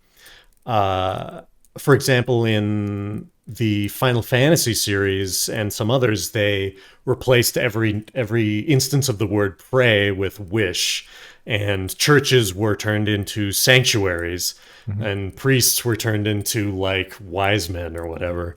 I remember Wise guy, huh? wise guy, and they took out even like the shape of crosses, like even used in context of hospitals, like the classic Red Cross. They're like, let's just take that. Let's just take that out. I just watched the Lufia 2 speedrun like just yesterday. Oh, did they have that? They did a lot of that. In fact, they did it so badly that it actually broke the game in some places, but they were very thorough in removing all religious imagery. Yeah. And one that really stood out to me is there was one in Final Fantasy IV, and also all future Final Fantasy games. There's a spell. There's the major light magic spell is called Holy. And in Final Fantasy VII, like a huge plot point is around Holy. But in previous games, they turned it to the word white. The spell white is holy, which is has its own problems. But that always does have some problems. I was always very confused about like the spell that Rosa was casting. I was like, they're casting white? What the fuck is this? And I'm like, holy power, that makes more sense. Yeah. Well, it does it though, but yeah. I mean, sense in that world. And another example, famous one, Zelda, Legend of Zelda: Link to the Past, the Super Nintendo game, was called Triforce of the Gods in Japan. You mentioned, I mentioned Xenogears and the god there. The god there is called Deus in America, and was just straight up called Yahweh in Japan. Yeah. And they were like, let's make it Latin. Nobody knows what that means here. Right. And yeah, I mentioned the Satanic Panic. Oh, the Devil World. What's his name? Shigeru Miyamoto's first game, or only game that never came to America, was one called Devil World, because there's it's basically like a Pac-Man type game, but there's a kind of like a silly cartoony devil at the top of the screen that moves the screen around sometimes, like left, right, up, down. And they're like, yeah, that's the only one. They never put it on Virtual Console. They're just like, we can't deal with this scary devil. I don't know, but to my knowledge, I'm not aware of. Actually, that's not true. You mentioned there was a lot of news and a lot of like Congress people, particularly Republican Congress people, who were like talking about how games. I don't know because Republican. I don't know if I don't know which party they're from, because Republicanism was very different in those days. Is it? I think so. If anything, I think perhaps the Republican Party was the more progressive party in the 80s, but I could be wrong. I don't think that's true, but I also don't know enough to really say it. Yeah, to say. I mean, those are like Reagan years. They were deregulating the shit out of the world. It was the Reagan years. You're right.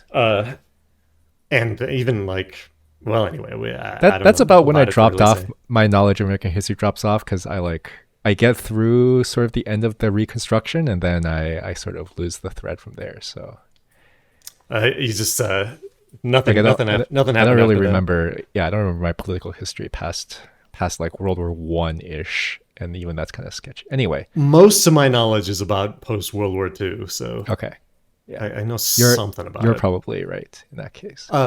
But yeah, there was a lot of that, and I remember particularly after the Columbine school shooting here in Colorado, there was a lot of politicians talking about violence in video games, similar to how the whole violence in movies thing happened in decades before, and it still did, but it did more when it was new. Games turned into this sort of scapegoat for like, it's turning our kids violent or whatever. And And so a lot of companies were just really trying to be careful for business reasons. And I think, Nintendo of America was doing that with the religious stuff. I think they were reading the room and being like, let's just not even risk getting any lawsuits or any PR or any ill will from the majority of Americans who are religious, apparently. So Yeah. and what's interesting to me is it didn't happen in Nintendo of Europe. Like, it didn't happen there, and I'm not really sure necessarily why. Europe is not nearly. Well, that's not true. So it actually still happens in like the more religious parts of Europe. I think in particular, and I could totally be wrong here, but my understanding is that this kind of thing still happens in places like Spain and Italy, which are the more socially conservative and religious parts of Europe. But in a lot of Western Europe, especially in France, Germany, places like that, Great Britain to less an extent, these nations are not nearly as religious as the U.S. Like I think a majority of the people are atheist in these countries at this point. Maybe not so much in the 80s, but yeah, I think it's just less. It's less of a ingrained cultural expectation. For both religion and the sort of like social prudishism. It's much less. Yeah, that's true. There's also the whole puritanical bent of America, and particularly with regards to like sex and nudity, which is kind of funny because I think insane about it. All of a sudden that is more. That is certainly suddenly becoming more of a thing in Europe, with like stricter control over not necessarily like sex and nudity, but very strict about things like panty shots of high school characters or whatever, things like that. Okay, sure. Yes, well, I mean that's another layer altogether, though, right? Yeah, I mean, that is a totally different thing that I don't think I will ever want to get into, but. Okay. Yeah. I think that's a good strategy to just not talk about that. Well, I mean, I guess in Japan, or at least in Japanese media, it's more of an accepted. Nope. Just no comment. No comment. All right. I'm not saying you're wrong. I'm just saying I have nothing to say on this topic. There's no winning. There's no winning. Regal wants more panty shots. Is what this comes down There's to. no winning here. Okay. All right. Well, moving on. So other Western games that do touch on religion. Actually, hold on. I do want to say one thing, which is I think I mentioned this before too, but there were like very real like lawsuits that happened in all kinds of entertainment around this, right? Around like religion, like heresy, right? Because one aspect is like Satanism, and the other aspect is like heresy, right? Like you're not allowed to sort of spread this idea that like God is not God, or like angels are evil, or like God, or God is some false story. Yeah. So I think there were, I think I brought up the Led Zeppelin example, but I don't know if that ever turned into a lawsuit, but I know that was like a real, like this was not necessarily just it was a preventative measure, but it wasn't really, I think it was justified, right? For that period in America. You mean it justified in context of how religious people were? Yeah, and how real the threat was if they didn't do some of this stuff. Like I don't think how real it felt. Yeah. Okay. Well, I do think there were. Yeah, I guess I don't remember the details, but my understanding is like there were like a lot of real lawsuits flying around at this point. There were, and there was a lot of news about it. Like there was a lot of the media definitely played it up and made it a thing, like the satanic panic stuff. You know what's? But I think a lot of lawsuits were thrown out at the end of the day. But I don't know if it mattered. I would hope so, but you never know. I mean, like weird? You said. Oh, go ahead. No, you should finish. Because I'm changing the topic. Oh, I was just gonna say, in terms of the U.S. and the whole God Christianity thing woven in. People talk about. They give lip service to the separation between church and state and freedom of religion, but do they even give lip service anymore? I don't know that. Yeah, that's a good question. Some do, most don't, I suppose. But they still, it's still important that the president pretends to be Christian. Yep. It's still important that they put their hand on the Bible and swear to God that they're going to serve the country or whatever. We still have that shit in courts, even though people smile and laugh at it. It's part of our actual judicial system, Yep. if you can call it that. And it's on our fucking money. Yep. And that, that didn't come about until the 50s. That was like a whole puritanical backlash against shit that freedoms that were given in the 50s. People like push back and were like, no, we got to remember God. Stop drinking. Yep. Shit like that. Anyway. I love America. I mean, the fact that it's on our money just really pisses me off. Well, it's not only on the money, it's also in the Pledge of Allegiance, which every child is I mean, required yeah, to the fucking recite, right? Pledge of Allegiance. Which is we could like, have at least you know, given that a better name. We should have given that a name that was like less evil. Yeah, like obviously as a kid you The kind of just positivity go pledge. with it, but in retrospect, that is the Pledge of Allegiance being recited in elementary school is kind of fucked up if you think about it. Oh yeah, I mean, it's a very nationalist thing, right? Like it's trying to strengthen nationalism after. I don't know when what that exactly? came about in Yeah, schools. after- I don't know when that came about. I don't know Well, if that it was also came in the 50s or McCarthyism, what. right? Wasn't it McCarthyism? Yeah, it was just I guess all that stuff is kind of tied into anti-communist Cold stuff. War, yeah. Which is the thing I was going to mention was I think it's kind of funny that there's very few games where the villain is like political ideology, right? You would think it's like similar to religion. Like there's no game where like the communist uprising takes over the neighboring country and invades you, which happened a lot in real life. But yeah, unless it's like a historical drama, it can happen then. But yeah, and maybe that's just a simple like fear of upsetting someone in power. Or I think it's writers are fucking stupid and don't do their research. But writers are stupid. That's interesting. Painting all writers with that brush. I'm sorry, writers. Someday I might need to hire one of you. But yeah. Maybe someday you'll find a book or a movie that you're like, yeah, this. I like it. We can talk about the media I like if you're curious. I do have. It's not like I hate all. Let's talk media. about it for 2 minutes. What media do you like? My favorite media is called The Devil on G String or Jisenjo no Mau, which is a what's the right word? Well, it's a visual novel first of all, but which means it's like voice, but it's really just a novel. You're just reading, but it's also okay. So I'll just leave that there since we're trying to save time, but you can investigate that. I guess I'll list my favorite movie and other stuff. My favorite movie is Spirited Away, the Miyazaki movie. Oh, yeah. My favorite book is the thing is like, what do you think of Princess Mononoke? Never saw it. Oh, you should see it. Yeah, one day. Oh, one day, Jesus. Yeah, one day. All right. If you saying one of your favorite movies is Spirited Away, you gotta see Princess Mononoke. See, the thing is, when I have a favorite anything, I don't necessarily judge it based on the like its quality. I sort of judge it more on like the impact it had on me. And in the case of Spirited Away, it was a very important impact at that moment. I don't objectively speaking, I don't know that I would call it like, a great movie or whatever, although I think it probably is. But like it touched something in you personally or related to you personally? Okay. Yeah. And it was like specifically something I needed in that moment. Right. And things like that. So that's sort of that is pretty big. Yeah. That is. So it's hard for me to use those things as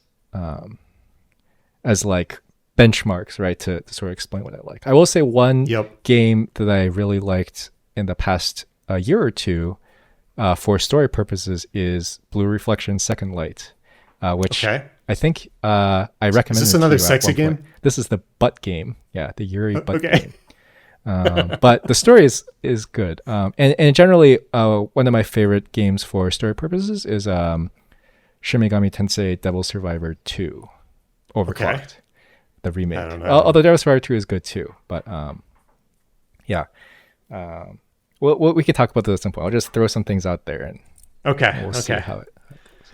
I mean, we are going to have a whole episode on sexy games.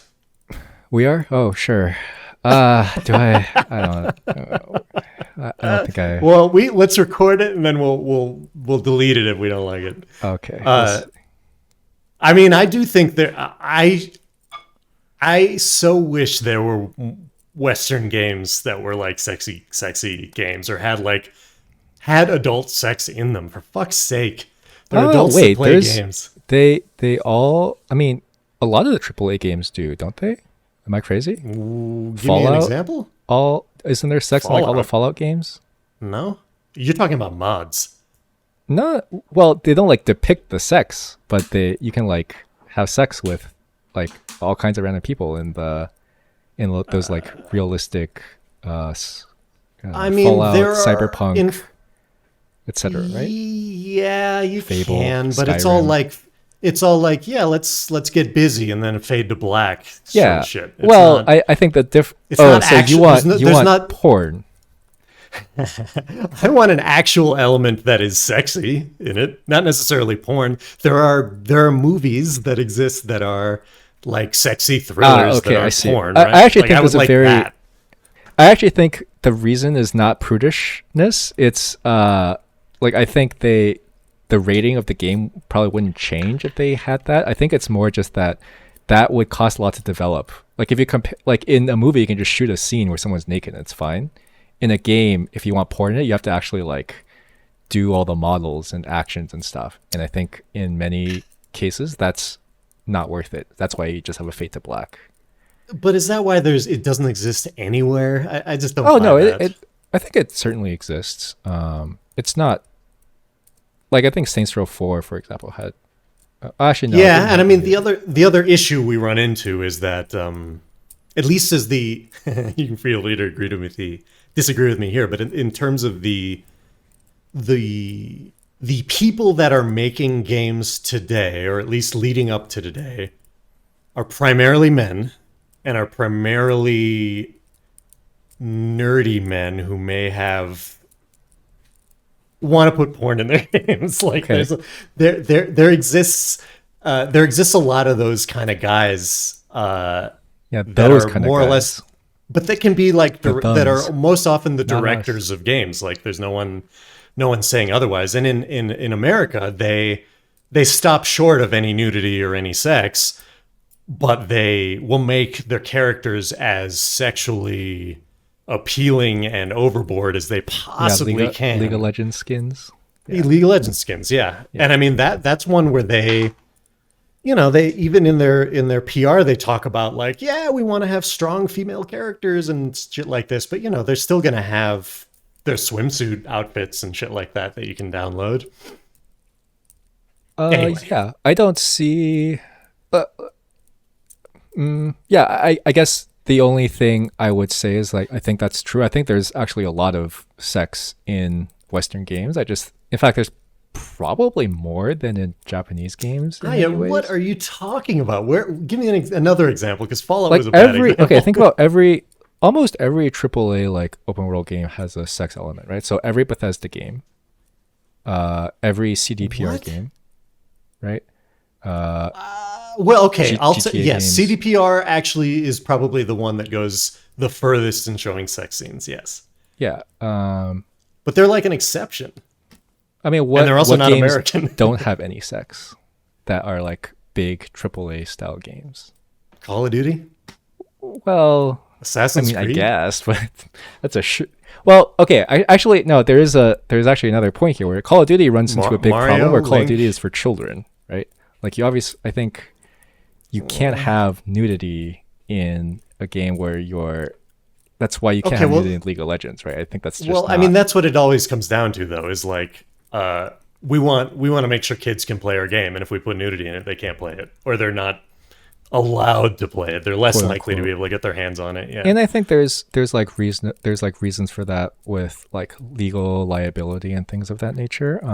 But I don't think Japanese games are any different. Like there's no sex in Pokemon, there's no sex in Zelda, there's no sex in Metroid, right? But Like they have a whole genre of games that are meant for adults only, right? so you think there's not enough porn games in the West? Again, you're I think this is the problem that Americans have, where Okay. they lump in sex with porn. Like if you have an element of sexiness or people who have sex, it is porn, and I don't think that's the case. Actually, not talking that's about not you- exactly what I mean. Okay. What I mean is porn as in visual sex, like not really just the not really just the act of nudity or sex or procreation or whatever, but the actual ability to see that on your screen, right? I think there's a difference between the porn. purpose of this scene is for you to be able to jerk off versus maybe get a little tittillated and get to know the characters. I guess. Yeah, like, let's be real here. I mean, that's what you're saying. What is porn for? That is what porn is for. Well, okay. I guess we can save this whole discussion for another day. But I will say that there's a lot of porn games in the West. There's maybe not a lot of art porn, which is, I guess, what I would call what you're referring to. I still don't know what you're talking about. Like this what idea games? of but I don't think that exists in Japan either. Like, I don't think there's games in Japan or in the East where it's sort of like a normal AAA game, but like full nudity and visual sex is a big part of it. Like what like doshinjis, like visual novels are a side business shinjis at best. Okay. I mean, visual novels are not games, though, I would say. Whoa, okay. You don't Wait, play them, right? Back it up. Them. Don't you make decisions in these games? I mean, not really, kind of. Sounds like a game to me. I mean, you click 10 yes or no questions throughout an entire 20-hour experience that counts as a game? Like, I don't know if I... Yeah. When does it become a game then? Well, that's a question. I think you got to shoot people. You got to shoot people in the face, I think. Mark Rosewater has a whole series about what counts as a game and what doesn't. I mean, obviously, it's a semantic discussion, right? But I mean, if you're counting visual novels, then I think a game is defined by it gives players interesting decisions to make. That's a game. I don't think movies do that. I don't think books do that. I don't think visual novels do that either. But that is a. I'm gonna date Kumiko instead of Yaraku or whatever. So all right, fine. Let's talk about it. Okay, so in a visual novel, the problem is there's an extremely finite number of decisions, right? There are usually 20 maybe. So if a movie played out the first hour and then gave you 4 different files for the second hour that changed based on a quote-unquote decision you made, does that count as a game? Because that's basically what a visual novel is. You're saying you're talking about the type of player who plays all the branches. Well, it doesn't matter if you play all the branches or play one of the branches. I mean, what's the difference? You've made a decision to pick one over the others. Okay, let me give you maybe a different example. Is a choose your own adventure book a game? Yeah. Okay, well, I think you're beyond help if that's the case. It sure is. It's a game in book form. Agree, but okay. Anyway, we'll agree but it's semantic. It ultimately doesn't matter whether it is a game or not, as long as that's not really an objective factor. So to me, it's not even something worth arguing about. But all right. I wouldn't count. If your bar is like you want visual novels in the West, I mean, you can have that, but. I guess that is part of what I'm saying. Yeah, I would like visual novels in the West. We should have that shit. Well, first of all, they're just translated, right? So what's the difference? But I think in general, visual novels don't do very well in. There's always going to be a large set of people that are just not able to do anime. That's just the case. There's some people that are not able to see anime because we associate it with cartoons and being a kid here, and some people don't. They're like, this can't be an adult story. And I think there is room for, in the West, stories that aren't anime that have adult themes. Sure. And fucking in them. All right. Well, this is a 2-in-1 episode. Okay, we're moving on. All right. So I did want to talk about a couple of... where do we leave off? Oh, yeah. So in the US, there were some PC games like Doom and Quake we talked about, which does use sort of Christianity as a backdrop, but it's only like the demon shit. Like it's all cool monsters and you're killing Satan, and it's more like tied to the same kind of aesthetic as like death metal and stuff like that. Then there's games like Civilization, where religion is a gameplay element. It's kind of treated. I didn't think about that. Yeah, it's kind of treated like a it's almost treated like a technology or a system of government, like with its pros and cons Which and is things it unlocks. kind of what it is. Isn't Sid? Wait, is Sid Meier like a weird? What's it like? Is Sid Meier Mormon? Or is that? Oh, I don't know. No, I don't know. Oh no, I don't. That think would be so. interesting. Mormons. Okay, I don't think so. I think I'm thinking of someone else. Okay, never Mormons mind. are Continue. fun. Did you know there was a new Jesus in Utah that found God plates? That's great. I'm Yeah. fascinated. Now we can have Christianity with without all that non-American shit. So I see. I think I talked about also the in general there's a lot less censorship of religious stuff nowadays. There Yep. is some, I think, but there I think Well, Assassin's is there? Creed. Is there still censorship of religious stuff? I actually don't think so. Maybe censorship is the wrong word. I think people hold back, is what I'm saying. Oh, I sure. think, Yeah. I think there could be a lot more interesting games that touch on religion, and they just don't. They don't do that.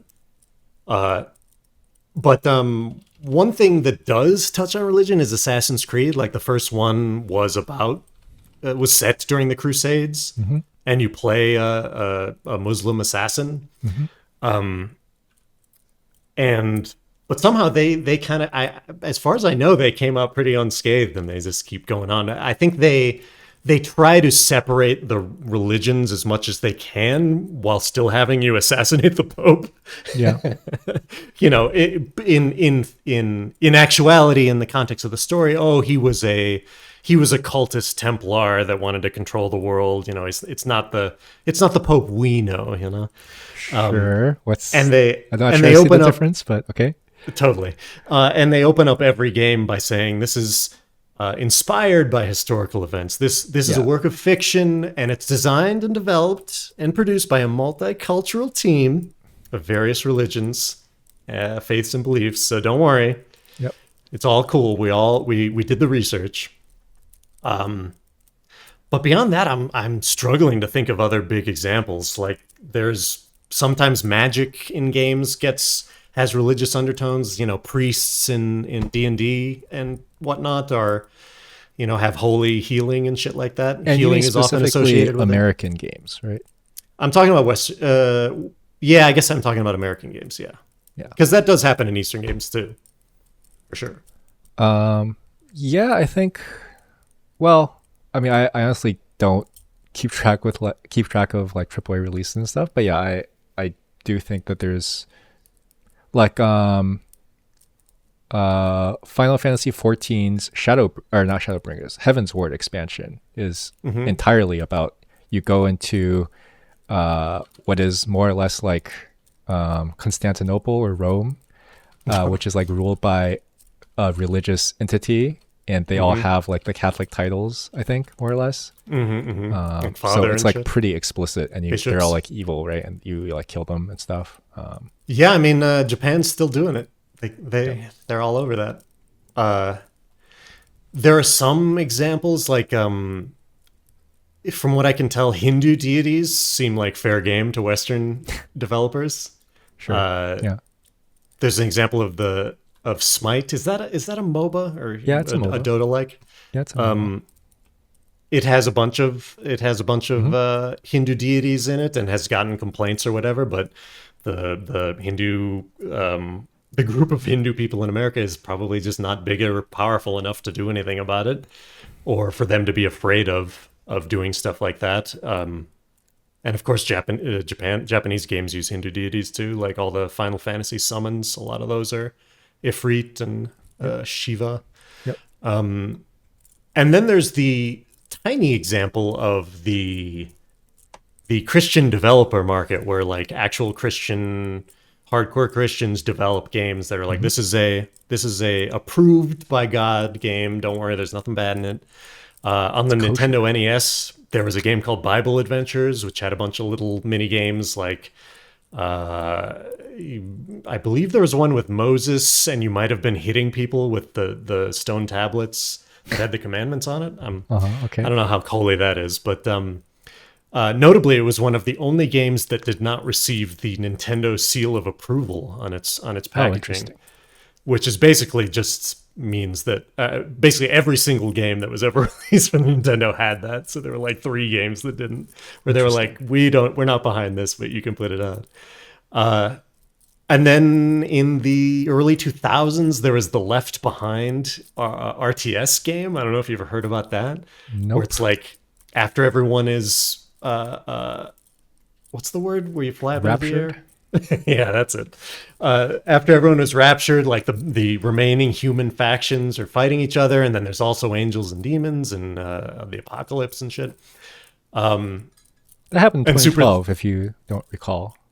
There are all the crystals are the gone. apocalypse. Yeah, there just weren't a lot of real pure ones. So yeah, we didn't really notice. Our memories got wiped, and now we're living. That's why the pandemic happened. We're living in the post-rapture society.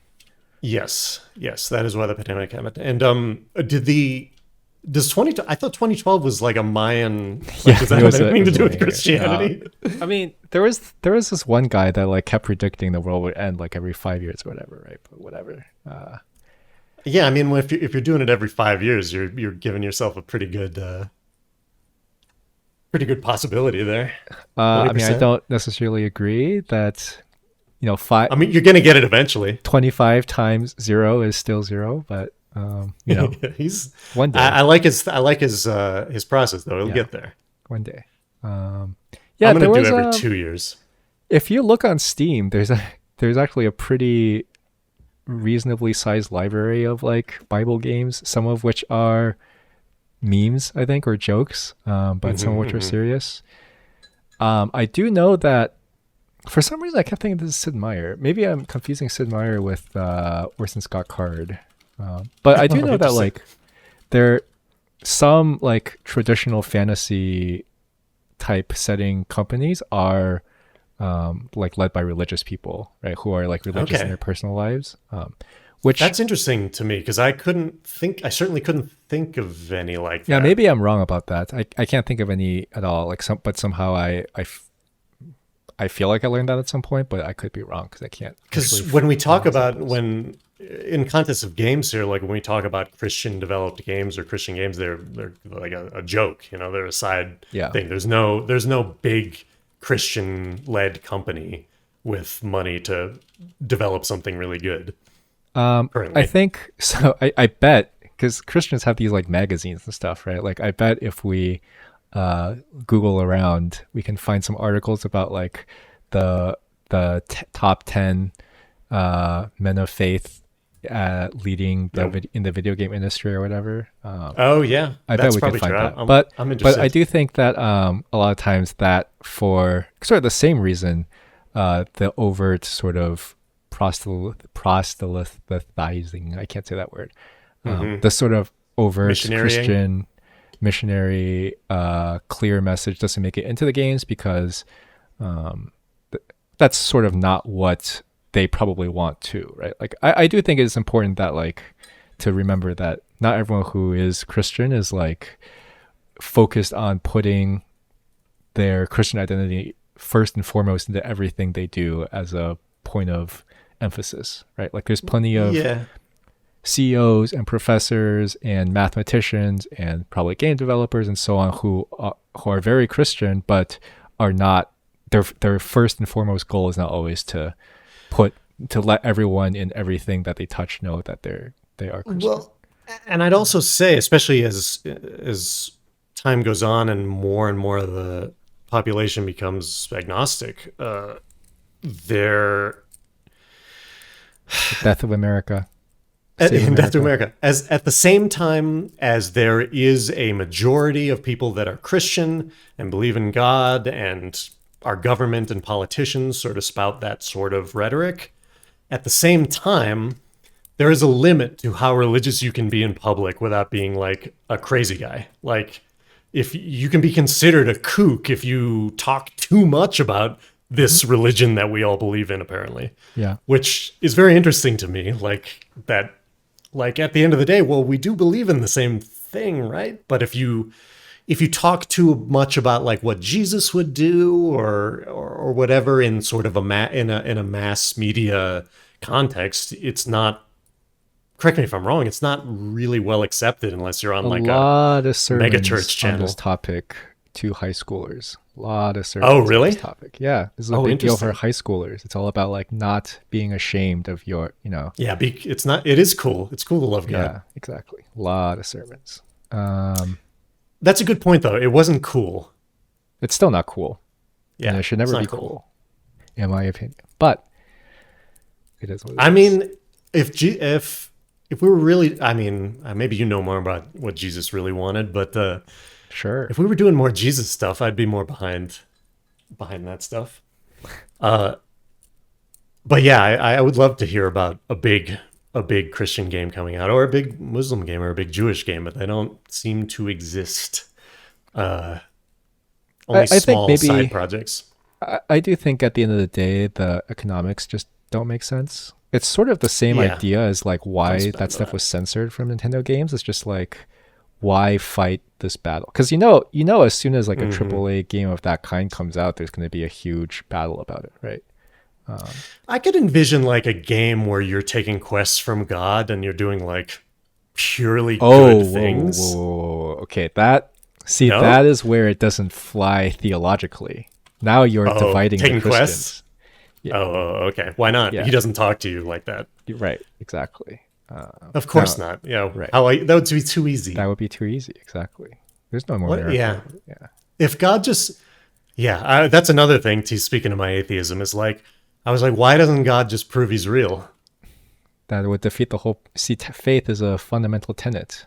Why? Because He's crazy. Like, why is that? Why? Because you need it to be, otherwise nothing makes sense. That's why. Oh, of course. So yes. you look at the theologians. The job of a theologian is to look at reality and then look at the fundamental tenets of what they believe and come up with an explanation that justifies Yes. why the You're obvious back things don't into it. happen. That's why faith is a back into fundamental it. tenet, right? Like It's just yeah. you're only saved. Like the idea is you're only saved by faith. Right. It's like how if- can we convince people But if He that tells they need you, to have if He faith? says I'm Yes. real, then it doesn't count. Yeah, You exactly. gotta- Then it's not faith, right? Then you're not accepting Jesus. It's a whole mess. So that's just the one thing in the universe that works that way. Okay, got it. Well, he's outside of the universe, so also outside of course. time, Of course, conveniently enough. Of course He is. He should prove Himself to us. Hey, then I'd believe. Well, you want to. Well, see, the thing is, he already has proved himself to you. Yeah, He burned a bush. Well, no, I mean, but it's like there's this whole justification for why people that have never been missionary to should still have can be condemned to hell. Have you ever encountered this idea? Wait, people that have been missionaries Have you said? never been missionary to, have never been explicitly taught okay. the word of God by another human. Yes, they never had a chance to believe in God. They still get condemned to hell. Yeah, got him. Why? Because you look at nature and you see God everywhere, and they should have believed.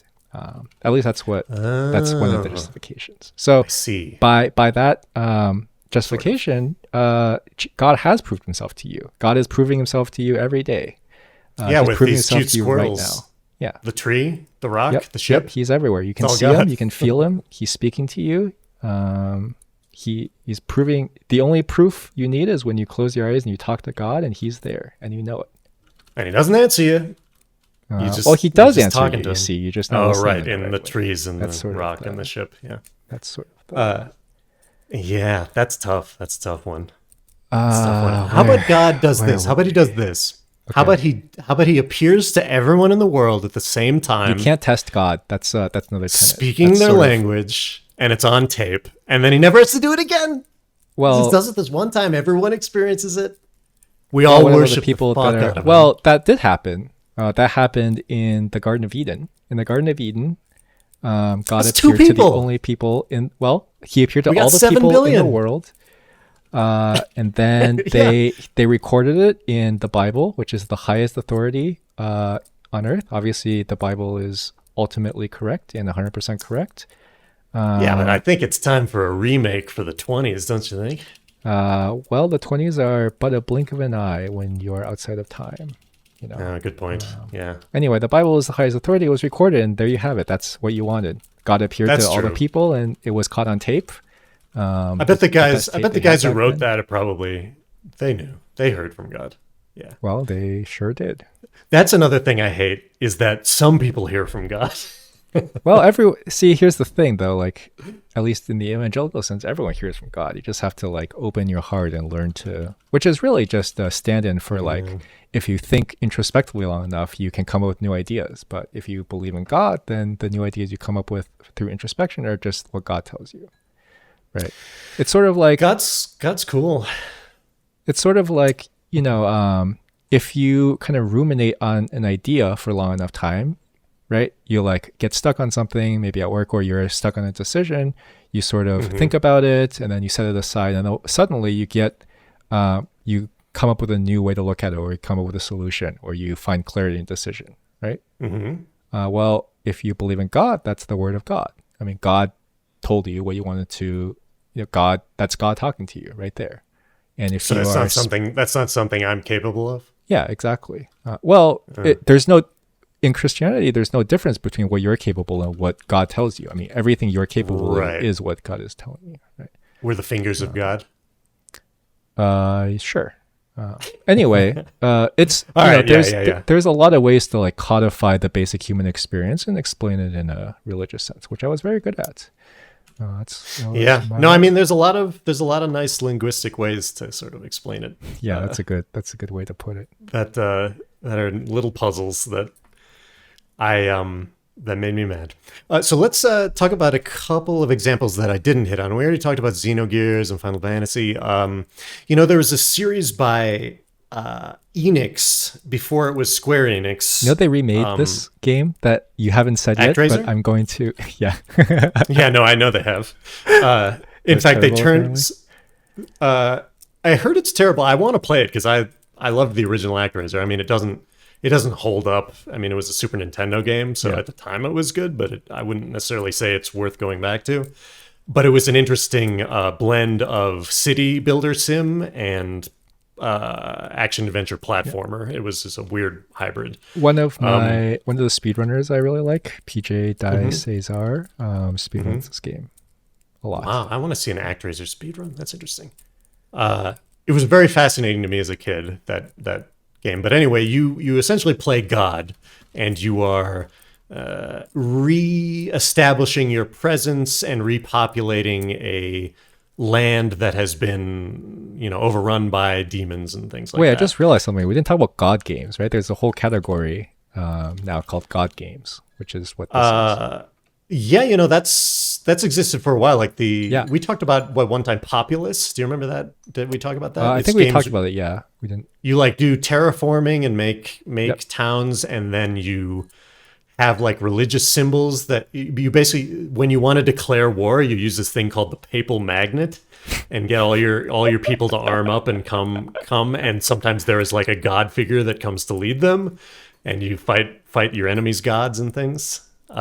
What are you talking about, though? Oh, I'm not. What are some examples of God games? Just like the games where there was like some phone games like this. But basically, you can like you can like put people like you make like a civilization. Like Spore is like this, in some sense. But I mean, when you get down to it, you are playing a god in a lot of games in a way, right? Like any of these games where you can build a civilization or whatnot. I think God games as a genre refers specifically to like the games where, you can like help the villagers go through the technology tree and like expand the modern era, and you can like make disasters for them and blow them up with or pick them up and drop them in the ocean. ocean. Yeah, exactly.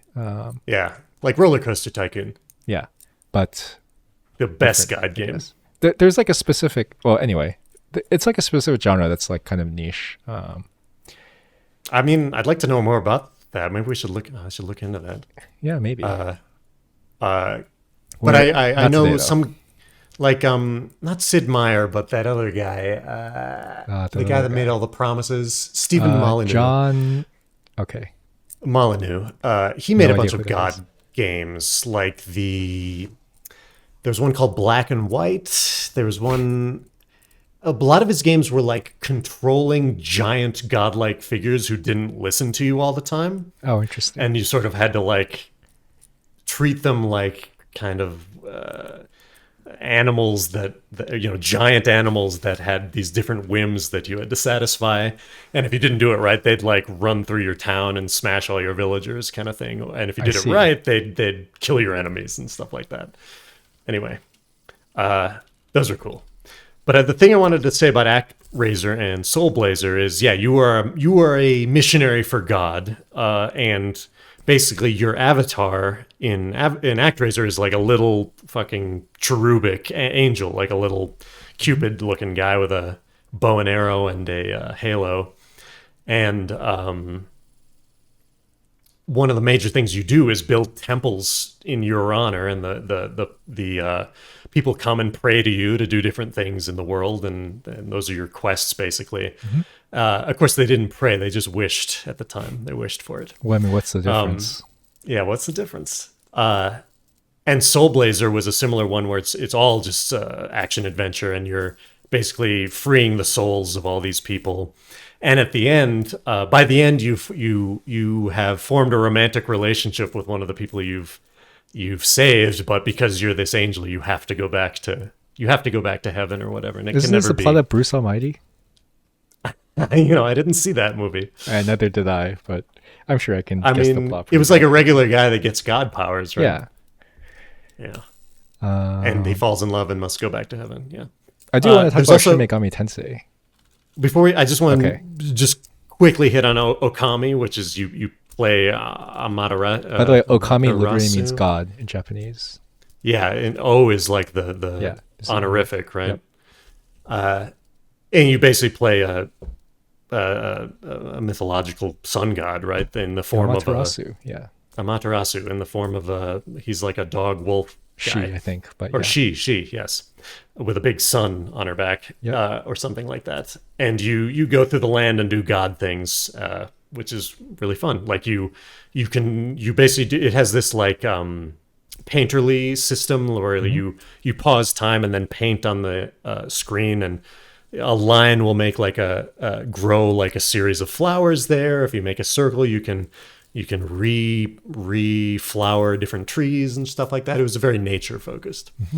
All right, let's just talk about Shin Megami Tensei. So Shin Megami Tensei is, I think, probably the game that most explicitly just doesn't care about Christian symbology and just takes all of it. Yeah, and Lucifer- Persona is like the same thing, basically, right? Yeah, Persona is even a watered down version of it, actually. But in the Yeah, it's mainline like Shin it's Megami like an Tensei games, offshoot. like literally Lucifer is a recurring character, also a demon you can summon, and usually in both the neutral and chaos paths, like you literally kill God in one way or the other. Like you assault, because the law path is Oh, but that's God not the path. good path. Yeah. Oh, okay. Well, Law there's path. no. It's actually pretty nice and explicit in the fact that it doesn't. There's no good or bad. It's not the good Yeah, law and and evil chaos. path. It's law and chaos, right? And the law path is usually, in my opinion, the law path usually has you do the worst things. Yes. In traditional Japanese fashion, where you're like siding with the angels and you're like usually like wiping out humanity and leaving only the believers or whatever. Or like, and you're very dogmatic. There's a Yeah. there's a white. It's all white and black. It's Yeah. it's So I just wanted to bring up that Shin Megami Tensei is No probably gray. the one that like most, it is the most extreme in some way, but also the best exemplifies like exactly what we're talking about with the way Japanese games treat. yeah, especially with the Christianity. thematic of it. Yeah, totally.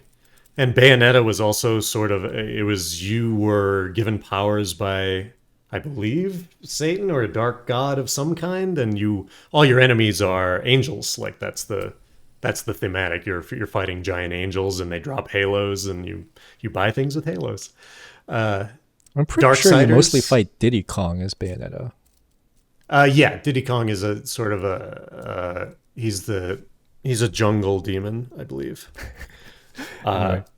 And his coconut gun. Oh, fires Binding him of Isaac. first. Interesting. Yeah, Darksiders was a game about the apocalypse. That was a Western game where you play one of the four horsemen of the apocalypse, sort of.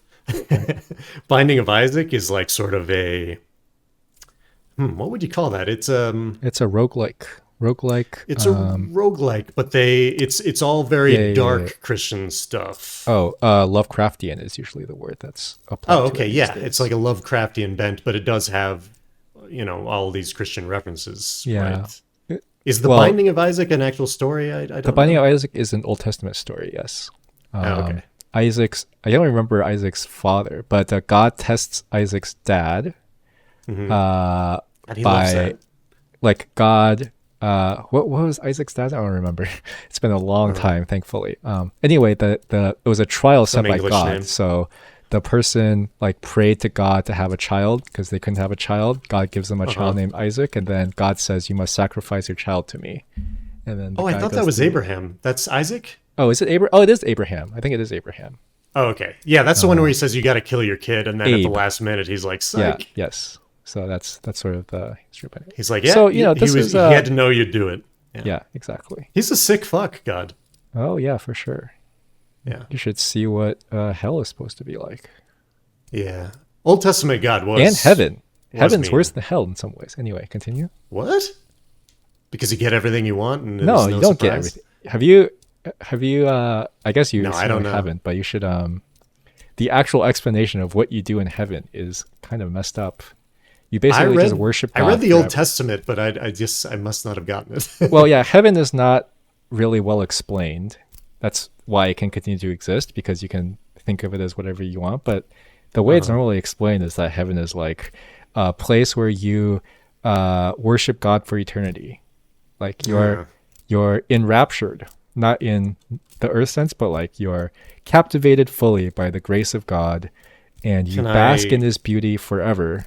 So it's basically like, can I go bowling and eat donuts? No, you can't. You can't do any of that because you don't need any of that, right? You're just fully enraptured by the visage of God, whose presence you are in, and you just worship Him forever and ever. Yeah. Okay. Well, yeah, it's fucked maybe up. If that's like a euphoric feeling, I guess it could be. Yeah, okay. you're just like fucking on LSD. You're on like 2 doses of LSD. Not actually, no. Ecstasy is a better example. You're on like 2 doses of ecstasy, like permanently. Until the end of time. Hard. Yeah. All right. Well, I'm on board now. Okay. Well, if you're into tell me that, who to kill. Tell me who to kill, God. I'll kill my kid. So the last thing I want us to hit on is sort of the parallel of what games offer and what religion offers a human being. You're not ready. You're not ready. Do you disagree? I don't disagree, but this is too real. This is a dark. So a game, and I mean other hobbies, other forms of entertainment, but this one in particular, and I'll get into why, offers an escape from the chaos of the real world. I mean, we know games can be an escape, of course. I certainly use it as that. It can make you, just get away from whatever's not working in your life, whatever's broken, doesn't, you can take a break from that. You can go to another world, a world that is ordered in a way that does make sense, that you can understand the rules of, that there is certainty in. Not if they force you to kill your daughter to harvest part of her brain. What are you talking about? Oh, yeah. I mean, it makes a certain sort of sense, but it is bad. You're right. There are bad situations that do happen, but in general, the pull of the game, I think, is it gives you a meaningful place in that world, right? Like, yep. You are rarely a character that has no meaning in the world, or if you are, it's even if it's in the smallest case, like, I don't know, what are those farming sim games like Stardew Valley, Harvest Moon? Stardew Valley. Yes. Like Stardew Valley, you are important to that community. You have friends, you have people that love you and look after you, and you have a job to do every day. To me, it makes sense. Yeah, I mean, I totally agree with the importance in the world part, but to me, a big part of the draw is that you can't fail, right? And especially you can't fail permanently. That's sort of the big difference between that and real life, right? You don't have to worry. First of all, you have no investment that you can lose, right? Yeah, I You mean, can't, failure, even death is totally right. taken out of the equation, right? Like Right. if you die, you go back to the game. And to me, the in And many again, ways, that's sort of the beauty of games is that you're totally free, right? In the sense that yes, it's not like you can do whatever you want because there's limitations of what you're allowed to do, but you have nothing to lose, right? Your right. commitment is only your time. You can quit at any time. You can restart any time. If you fail miserably, it doesn't really matter. Mm. I think that is sort of for me at least, the most And it can well, be yeah, it can be an environment. I mean, like other offline games too, where you learn how to lose hmm and win as well. yep, But you're right. Like it doesn't. It is not like life in that way. You don't. You get endless chances to try again and yep.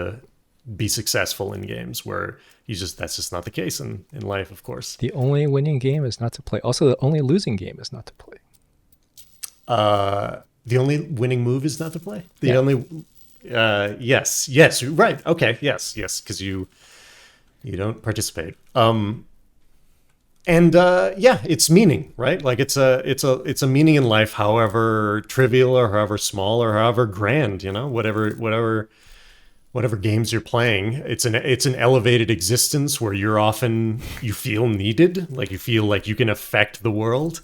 And for the vast majority of people, that is a missing thing in your life, right? Like the world is so uncontrollable. There's so little you can control. Even in your own life, there's things, your parents, your boss, your government, whatever, your partner, you don't have that level of freedom that you would in a game, especially like you said, to make mistakes. That said, I don't know that you can truly get a religious experience, quote unquote, from games, like one where you a feel that religious religious experience or a ecstasy. spiritual experience. Okay, what's the difference? Well, a religious experience ties into this whole idea of like dogma and belief in God and things like that. I mean, a spiritual experience, at least by my definition, is just something where you feel some sort of what's the right way to put this? Presence of You have an God, presence of the experience divine. that has a strong enough emotional or spiritual, whatever you think that means, connection to it that is very rare to get through anything in your day to day life. Yeah, okay. That's And those experiences can often come out where you have the presence of a higher power, right? Like I feel that this thing exists sure. I mean, truly. if you believe in that stuff, but I think Sure, but I mean, you feel it more in like more in than your your emotions, but soul, yeah, in your your soul, spirit, in in your your your spleen, body. Yes, your spirit. Yeah, I guess I don't know your spirit. Yeah, in your procreative organs. it becomes quote unquote like it becomes capital R real to you, in a Yeah, way yeah, that yep, just reading the Bible might not. yep, exactly. And I've heard people describe similarities between certain experiences with drugs and hmm spiritual experiences. I've personally felt on hallucinogens the feeling that I never feel anywhere else, which is connectedness, where I Yep. feel like, oh, my hand on the ground these things are not separate. We're all everything is flowing into one another. All people are hmm connected at an invisible level. It's very difficult to explain, but for somehow you have that sense. Yeah. It's like a sixth sense, seventh. It's like a sixth sense that you didn't know you had. It suddenly is like very clear. Like, oh yes, we're all connected. The Earth is a living thing, and God made LSD, by the way. that's true. He did. He Yeah, did. he did. No, I Well, she made LSD. He made all the bad stuff. okay, sure. I guess that's acceptable. Maybe the Holy Spirit made LSD. Oh, that's a whole other thing. The Trinity. That shit makes no sense. I can't. Yeah, the Trinity. It's not even. It's not Yeah. even well used. Anyway, let's No, not get it's into that. not. Um, the Trinity, I can't even explain the Trinity. It's because it doesn't make any sense. They didn't even Look, try nothing- to like get to a sensical thing. No, they tried, and if you anyway, I've used If up they my left it quota. at the Father and Son, I'd be on board. But the Holy Spirit, what the If fuck you is that? if you want more theological explanations, you're gonna have to pay for it. Your free trial Okay. is up, so Yeah, I'm okay, not, sorry.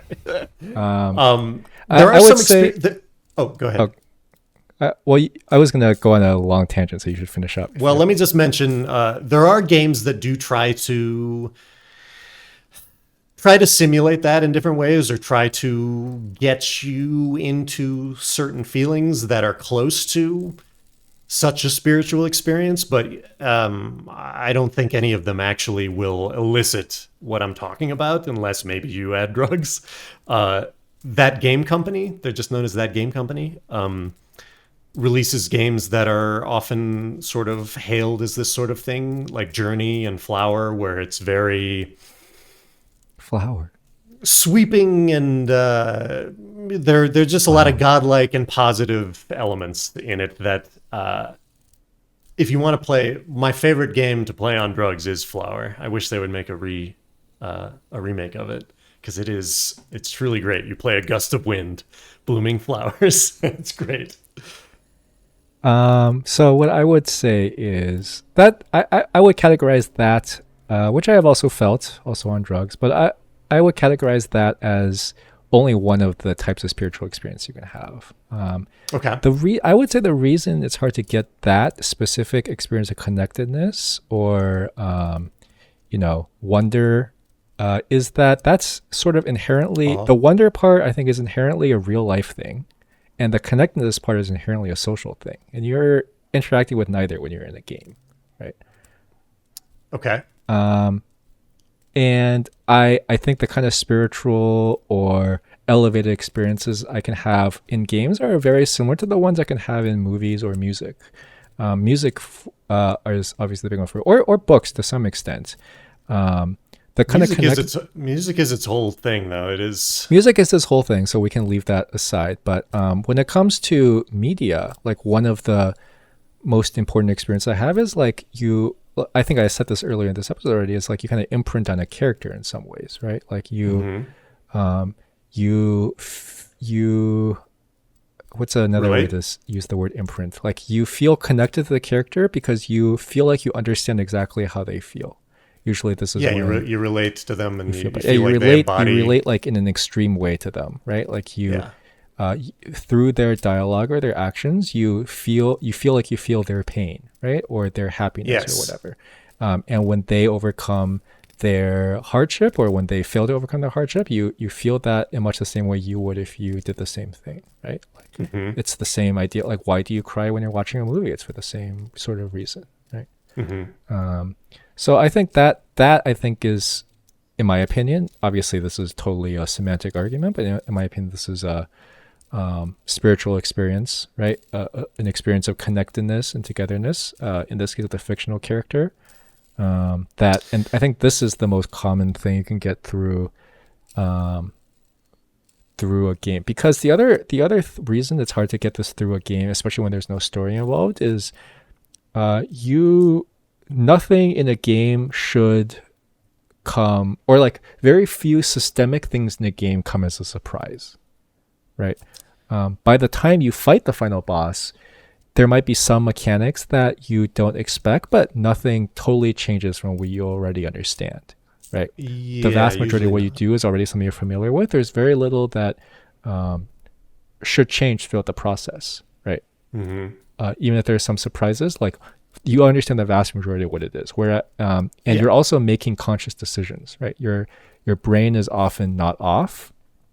As you're playing a game. That's kind of the point, right? Like it's not it's not a passive form of entertainment.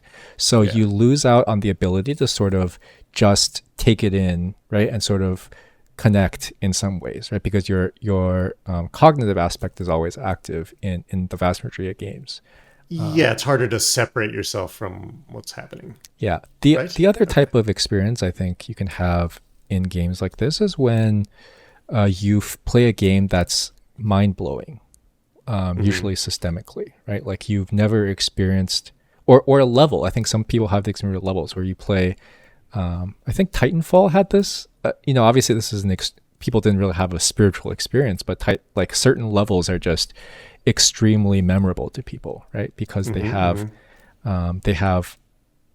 of warp your brain. It's like the nerd sniping type of spiritual experience where they just like bend your brain in a way, often in an intuitive way, but in a way you never expected, and it's just so memorable because it's so different. You've and never it works experienced so well. before, and okay. Yeah, I think those are the type of things. But I guess I question, like, when you talk about that type of connectedness, to me you're talking about connecting to humanity, though. That's not a god. When I think of spiritual, I think of the amorphous, the intangible. See, I guess that's the difference between spiritual and religious, right? Okay. In my opinion, when it comes to spiritual, it's sort of defined by the sort of thing you feel and not by what it's targeted to. And when it's religious, it has to be targeted towards God, I suppose. I'm not sure I follow. So basically, I think when there doesn't have to be a God involved to have a spiritual experience by my definition. Okay. But there does have to be one or something similar to it to have a religious experience, right? Okay. Yeah, I guess I've been defining spiritual experiences as something where the divine or even the supernatural occurs that feels real. Well, I guess that's true. I mean, supernatural is a good way. I mean, maybe not like a ghost coming out of your basement or whatever, but like I feel the presence of dead people, or I feel the sentience of the earth, or whatever. Something that is like we already had. Oh, go ahead. No, I was done. Okay. We already had this discussion a bit earlier, but awe is a good word to use here, right? Awe. That's something I would equate, where it's not necessarily something that's outside of the realm of the possible, but it's just this feeling of like, it's just some kind of very strong emotional feeling that can often be awe, right? When you're thinking about, I think people thinking about space is often sort of, in my opinion, spiritual. Obviously, again, it's semantic. You can define it however you want, but I do think you have this sort of elevated experience, right? Often when you're thinking about things like that. I think that's true, but those things, you can still see those things. You can still see space. I mean, I'd be awed by the Northern Lights or whatever, but I know they exist in a way that if I have a enlightening experience and feel the presence of a invisible power, that's just different. Well, I mean, I can't say that I've ever felt the presence of an invisible power, so I guess I can't speak to that in particular. Have you tried hallucinations? I have, yes. I can't say. Just haven't had that. All right. I'm not big on invisible powers as a whole. That's true. I mean, including the invisible hand of the market, but yeah, get them. Yeah, no, I mean that I hear you. And neither am I. And when I have these experiences, I don't come out of them thinking, oh, there's a secret race of ghost elves in the world that are actually having to have a influence on our life, or there's a power out there that actually I know exists that has an influence on my life. But I do take from those experiences, like, I do still feel some sense of connection that I didn't before, some belief, however misguided maybe, that there is a real connection between all the things on the planet and that sort of thing, but in a way that I didn't before. But yeah, I guess it's not religious. I guess I'll add one more note here. You can very easily see how if you're already primed to believe that God is talking to you, you find it very easy to believe that God proves himself to you every day, right? Yes. Going back to that example of the guy on the airplane that was trying Yeah. to talk to me about Christianity, he gave me I questioned him. I was like, so when did you start believing? What made you what gave you faith? And he told me two or maybe three stories. One of them was his wife or his kid, they were at home and his wife was like looking for their car keys everywhere. And they're like, I can't find my car keys. I can't find my car keys. And then she was delayed like 20 minutes. And then there was like a crash on the road leading from their home or something like that. There was some implication that if she had found the keys, she would have gotten into an accident. And then an hour later, they found them in some drawer that they had never put the keys in. They never put the keys in there. So where did they come? Oh, it was God. We took that as a sign. God saved her. And I'm like, you forgot where you put your keys, and that gave you faith in God? Yep. I didn't say that, but that was my feeling. And his stories were all similar to that, where it was all like coincidences that weren't even that amazing. Where I was like, to me, that gets to your point of like maybe some people are more primed than others to take that as a evidence of God or the supernatural. I mean, some people would say, oh, it's the ghost or whatever, but That is kind of the whole thing, right? But at the same time, when you feel like it's sort of to me, it's sort of the outcome when you put so much into this idea of a spiritual experience, right? When you're and first of all, they're already primed to do so because they've been raised in this situation their whole lives, right? yeah. So Yeah, and but people they love and trust also believe it. So I mean, yeah, I get how that happens. yeah. Hey, so you had faith for a while, yeah? Not really, actually. That's one of the Oh, what? my pastor and I had this whole discussion about how I didn't feel like I was walking with God. Yeah. Oh, so you were always kind of skeptical, maybe. Yeah, I was a if you go to church, you'll understand what I mean, but I was more of a Bible study type Christian than a Okay. worship Okay. type Christian. We're two Okay. different breeds. So what were you driven by? Well, I didn't really I had nowhere else to go, to be honest. You had to do that, I guess. Yeah, but I think one of the things we always forget, especially when we look back, but also when we talk to young people, is that they're so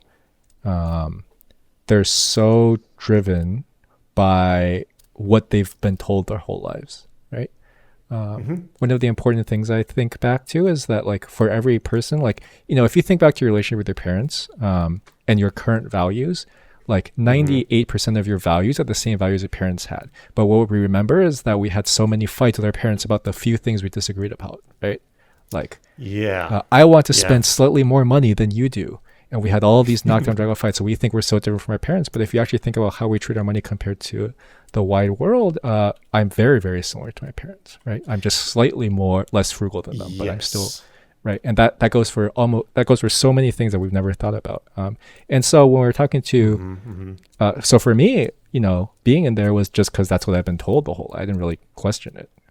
Right. Like, why would you? It was Like, the why would thing. I question it, right? This is just the way things are. And I think when talking to Yep. young people, it's important to remember that too. Like, sometimes, like, especially the first time you hear something, it's when that's the thing that kind of, if it resonates with you in some way, that's the thing that you carry on for a long time, right? It's like a first impression bias. Yeah.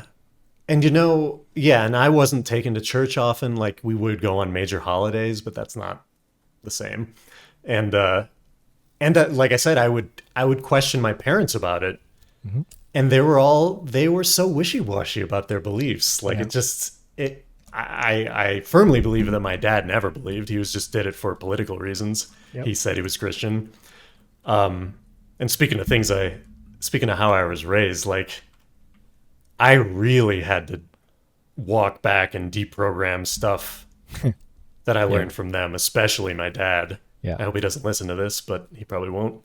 But I mean, he said he said some really racist and sexist and all kinds of shitty stuff to us as kids that he was like teaching us. Yep.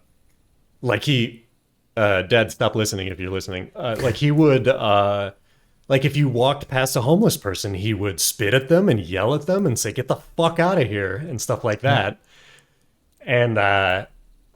And at the time when I was a kid, I was just like, "Oh yeah, that's how you act." I thought it was funny and stuff like that. And looking back, I was like, "God, I was such a piece of shit." Messed up. And for a long time, I had some really shitty fucking beliefs. I mean, maybe I still do, and I don't know it. But but to your point, it took me a long time to unwind a lot of that stuff, and it took a lot of me being close to people that weren't like that to teach me another way. That's or to say, like, sort of hey, the key too, right? Yeah. you're being a piece of shit. Like people notice. This is I think this is why this is another part where I am a fan of parasocial relationships. I think they're highly valuable. You mean if you find a good, like a mentor type figure that way? Yeah, exactly. If you just find, because that's kind of one way you can, even if you're stuck in Middle Tennessee or whatever, like you can still expose yourself to different types of beliefs, right? That's true. There is now a method to do that. Yeah. Whereas maybe you could read a book or something like that. Exactly, right? If it wasn't banned. By the way, this is also why many socially conservative families are against sending their kids to college, right? Yes, because they might learn to be exactly like people and stuff. Anyway, nice. Yeah, man. If you're a liberal when you're a kid, wait, what is? How does that go? What? What? It's something that Republicans say. I see. When you're a kid, you're a liberal because you don't know any better. But when you're an adult and you're smart, you become Republican. Fuck, I forget how it is. It's much more simple than it sounds like. It sounds like folksy wisdom that it's like, oh yeah, of course, yeah. If you're a smart person, it's just natural.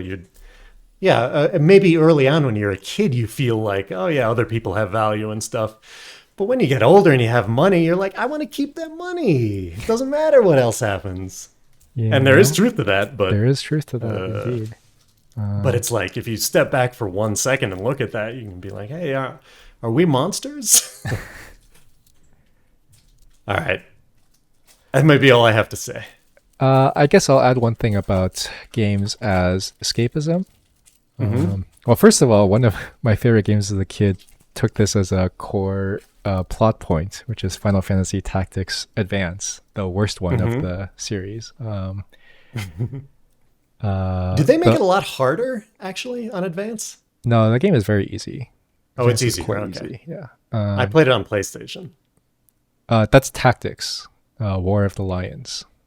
Oh, this is different? Okay. Yeah, Advance is not a remake. It's a totally different game. Well, it's a mostly different game. Yeah. Yeah, new story. Anyway, the core point of the story is that like it doesn't really age very well. If you think about the story, it's kind of messed up actually. But it's basically an isekai story. If you're familiar with that genre. You transported to another fantasy sucked world. into a fantasy world along with his friends, and all his friends get really like. One of his friends has a dead mom that he's very sad about, and his mom is back in this world.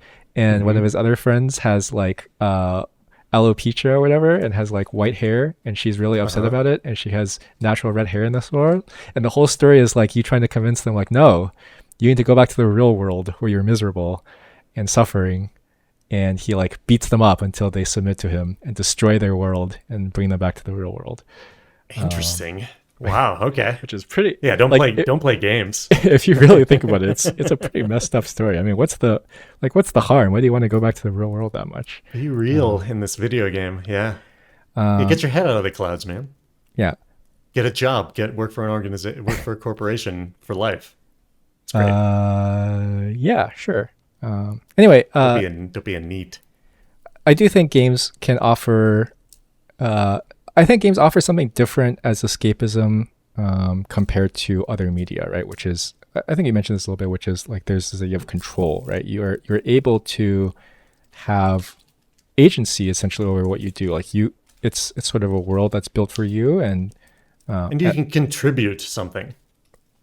Right, in some sense, or often people contribute to you, right? But Yeah, you can also contribute like bullets to people's faces, but right, it's a contribution. Right. It really depends on the type of game. I mean, games offer very different things in this type of in this realm, but I think it's, as a developer, it's sort of it is an important thing. Often it's implicit. It's not really something you have to think about a lot of the time, but at a high level, I think it's good to think about like, what is the player's role in this world, right? Like how do I want to, what kind of experience do we want to give them in the world? How is the world going to like approach them and make them have impact on it? And how are they, like, what kind of decisions can they make to impact the world, right?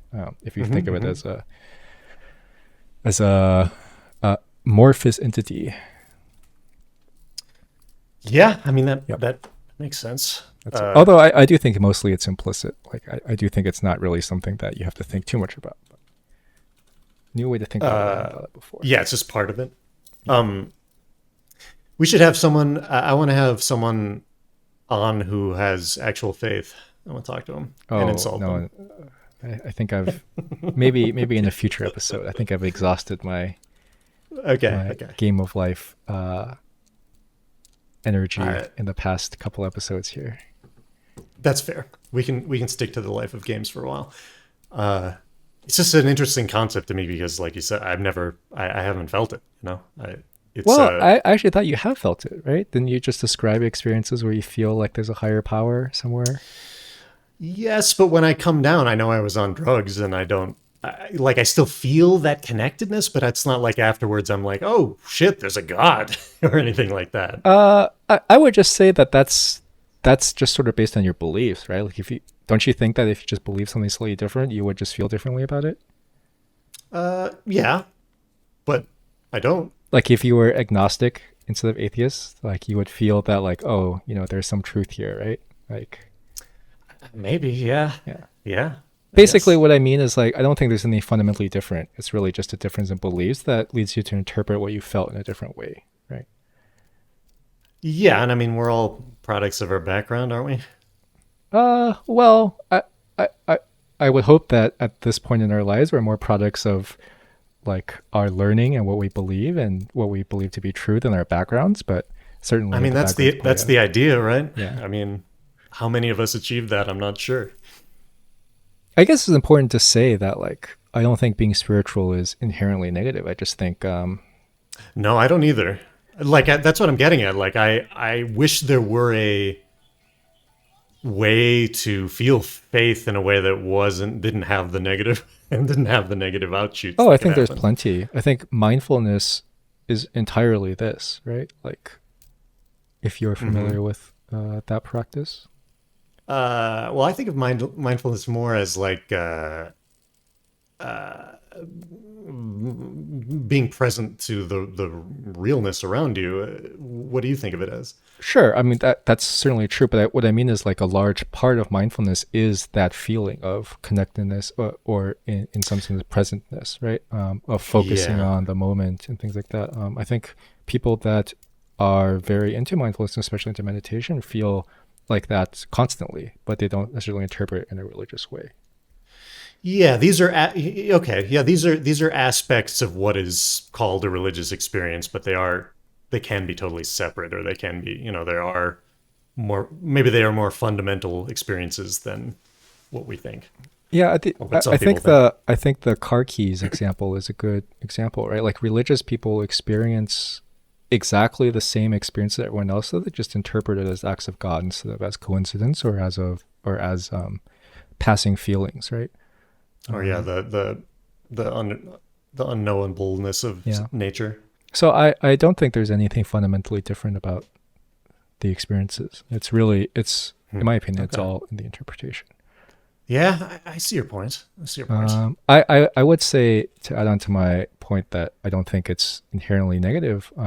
I did say that I don't like religion, and that's because there is a clear causal relationship between religion as it currently exists and a lot of things I think are very negative about life, like homophobia or religious conflict, religious exclusion, social prudishness and so on. While I do understand that not all religious people feel that way, I think it's unavoidable that there's a clear causal link there, right? Like many people that feel that way literally feel that way because of their religion. It's not necessarily something that comes from somewhere else that the religion gives it's part of the dogma, or it's just part of their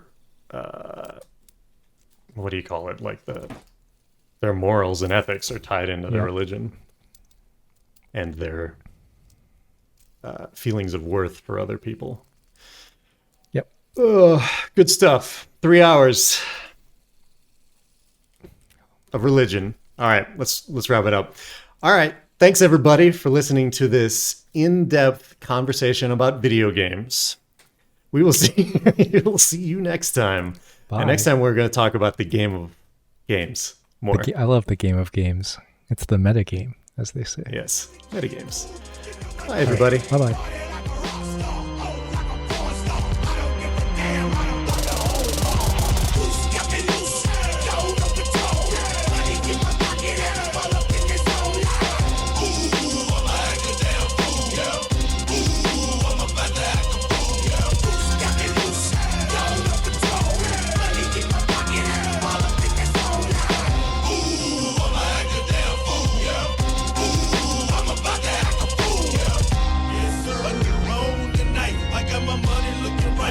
Trying to fight, but if a sucker touch me,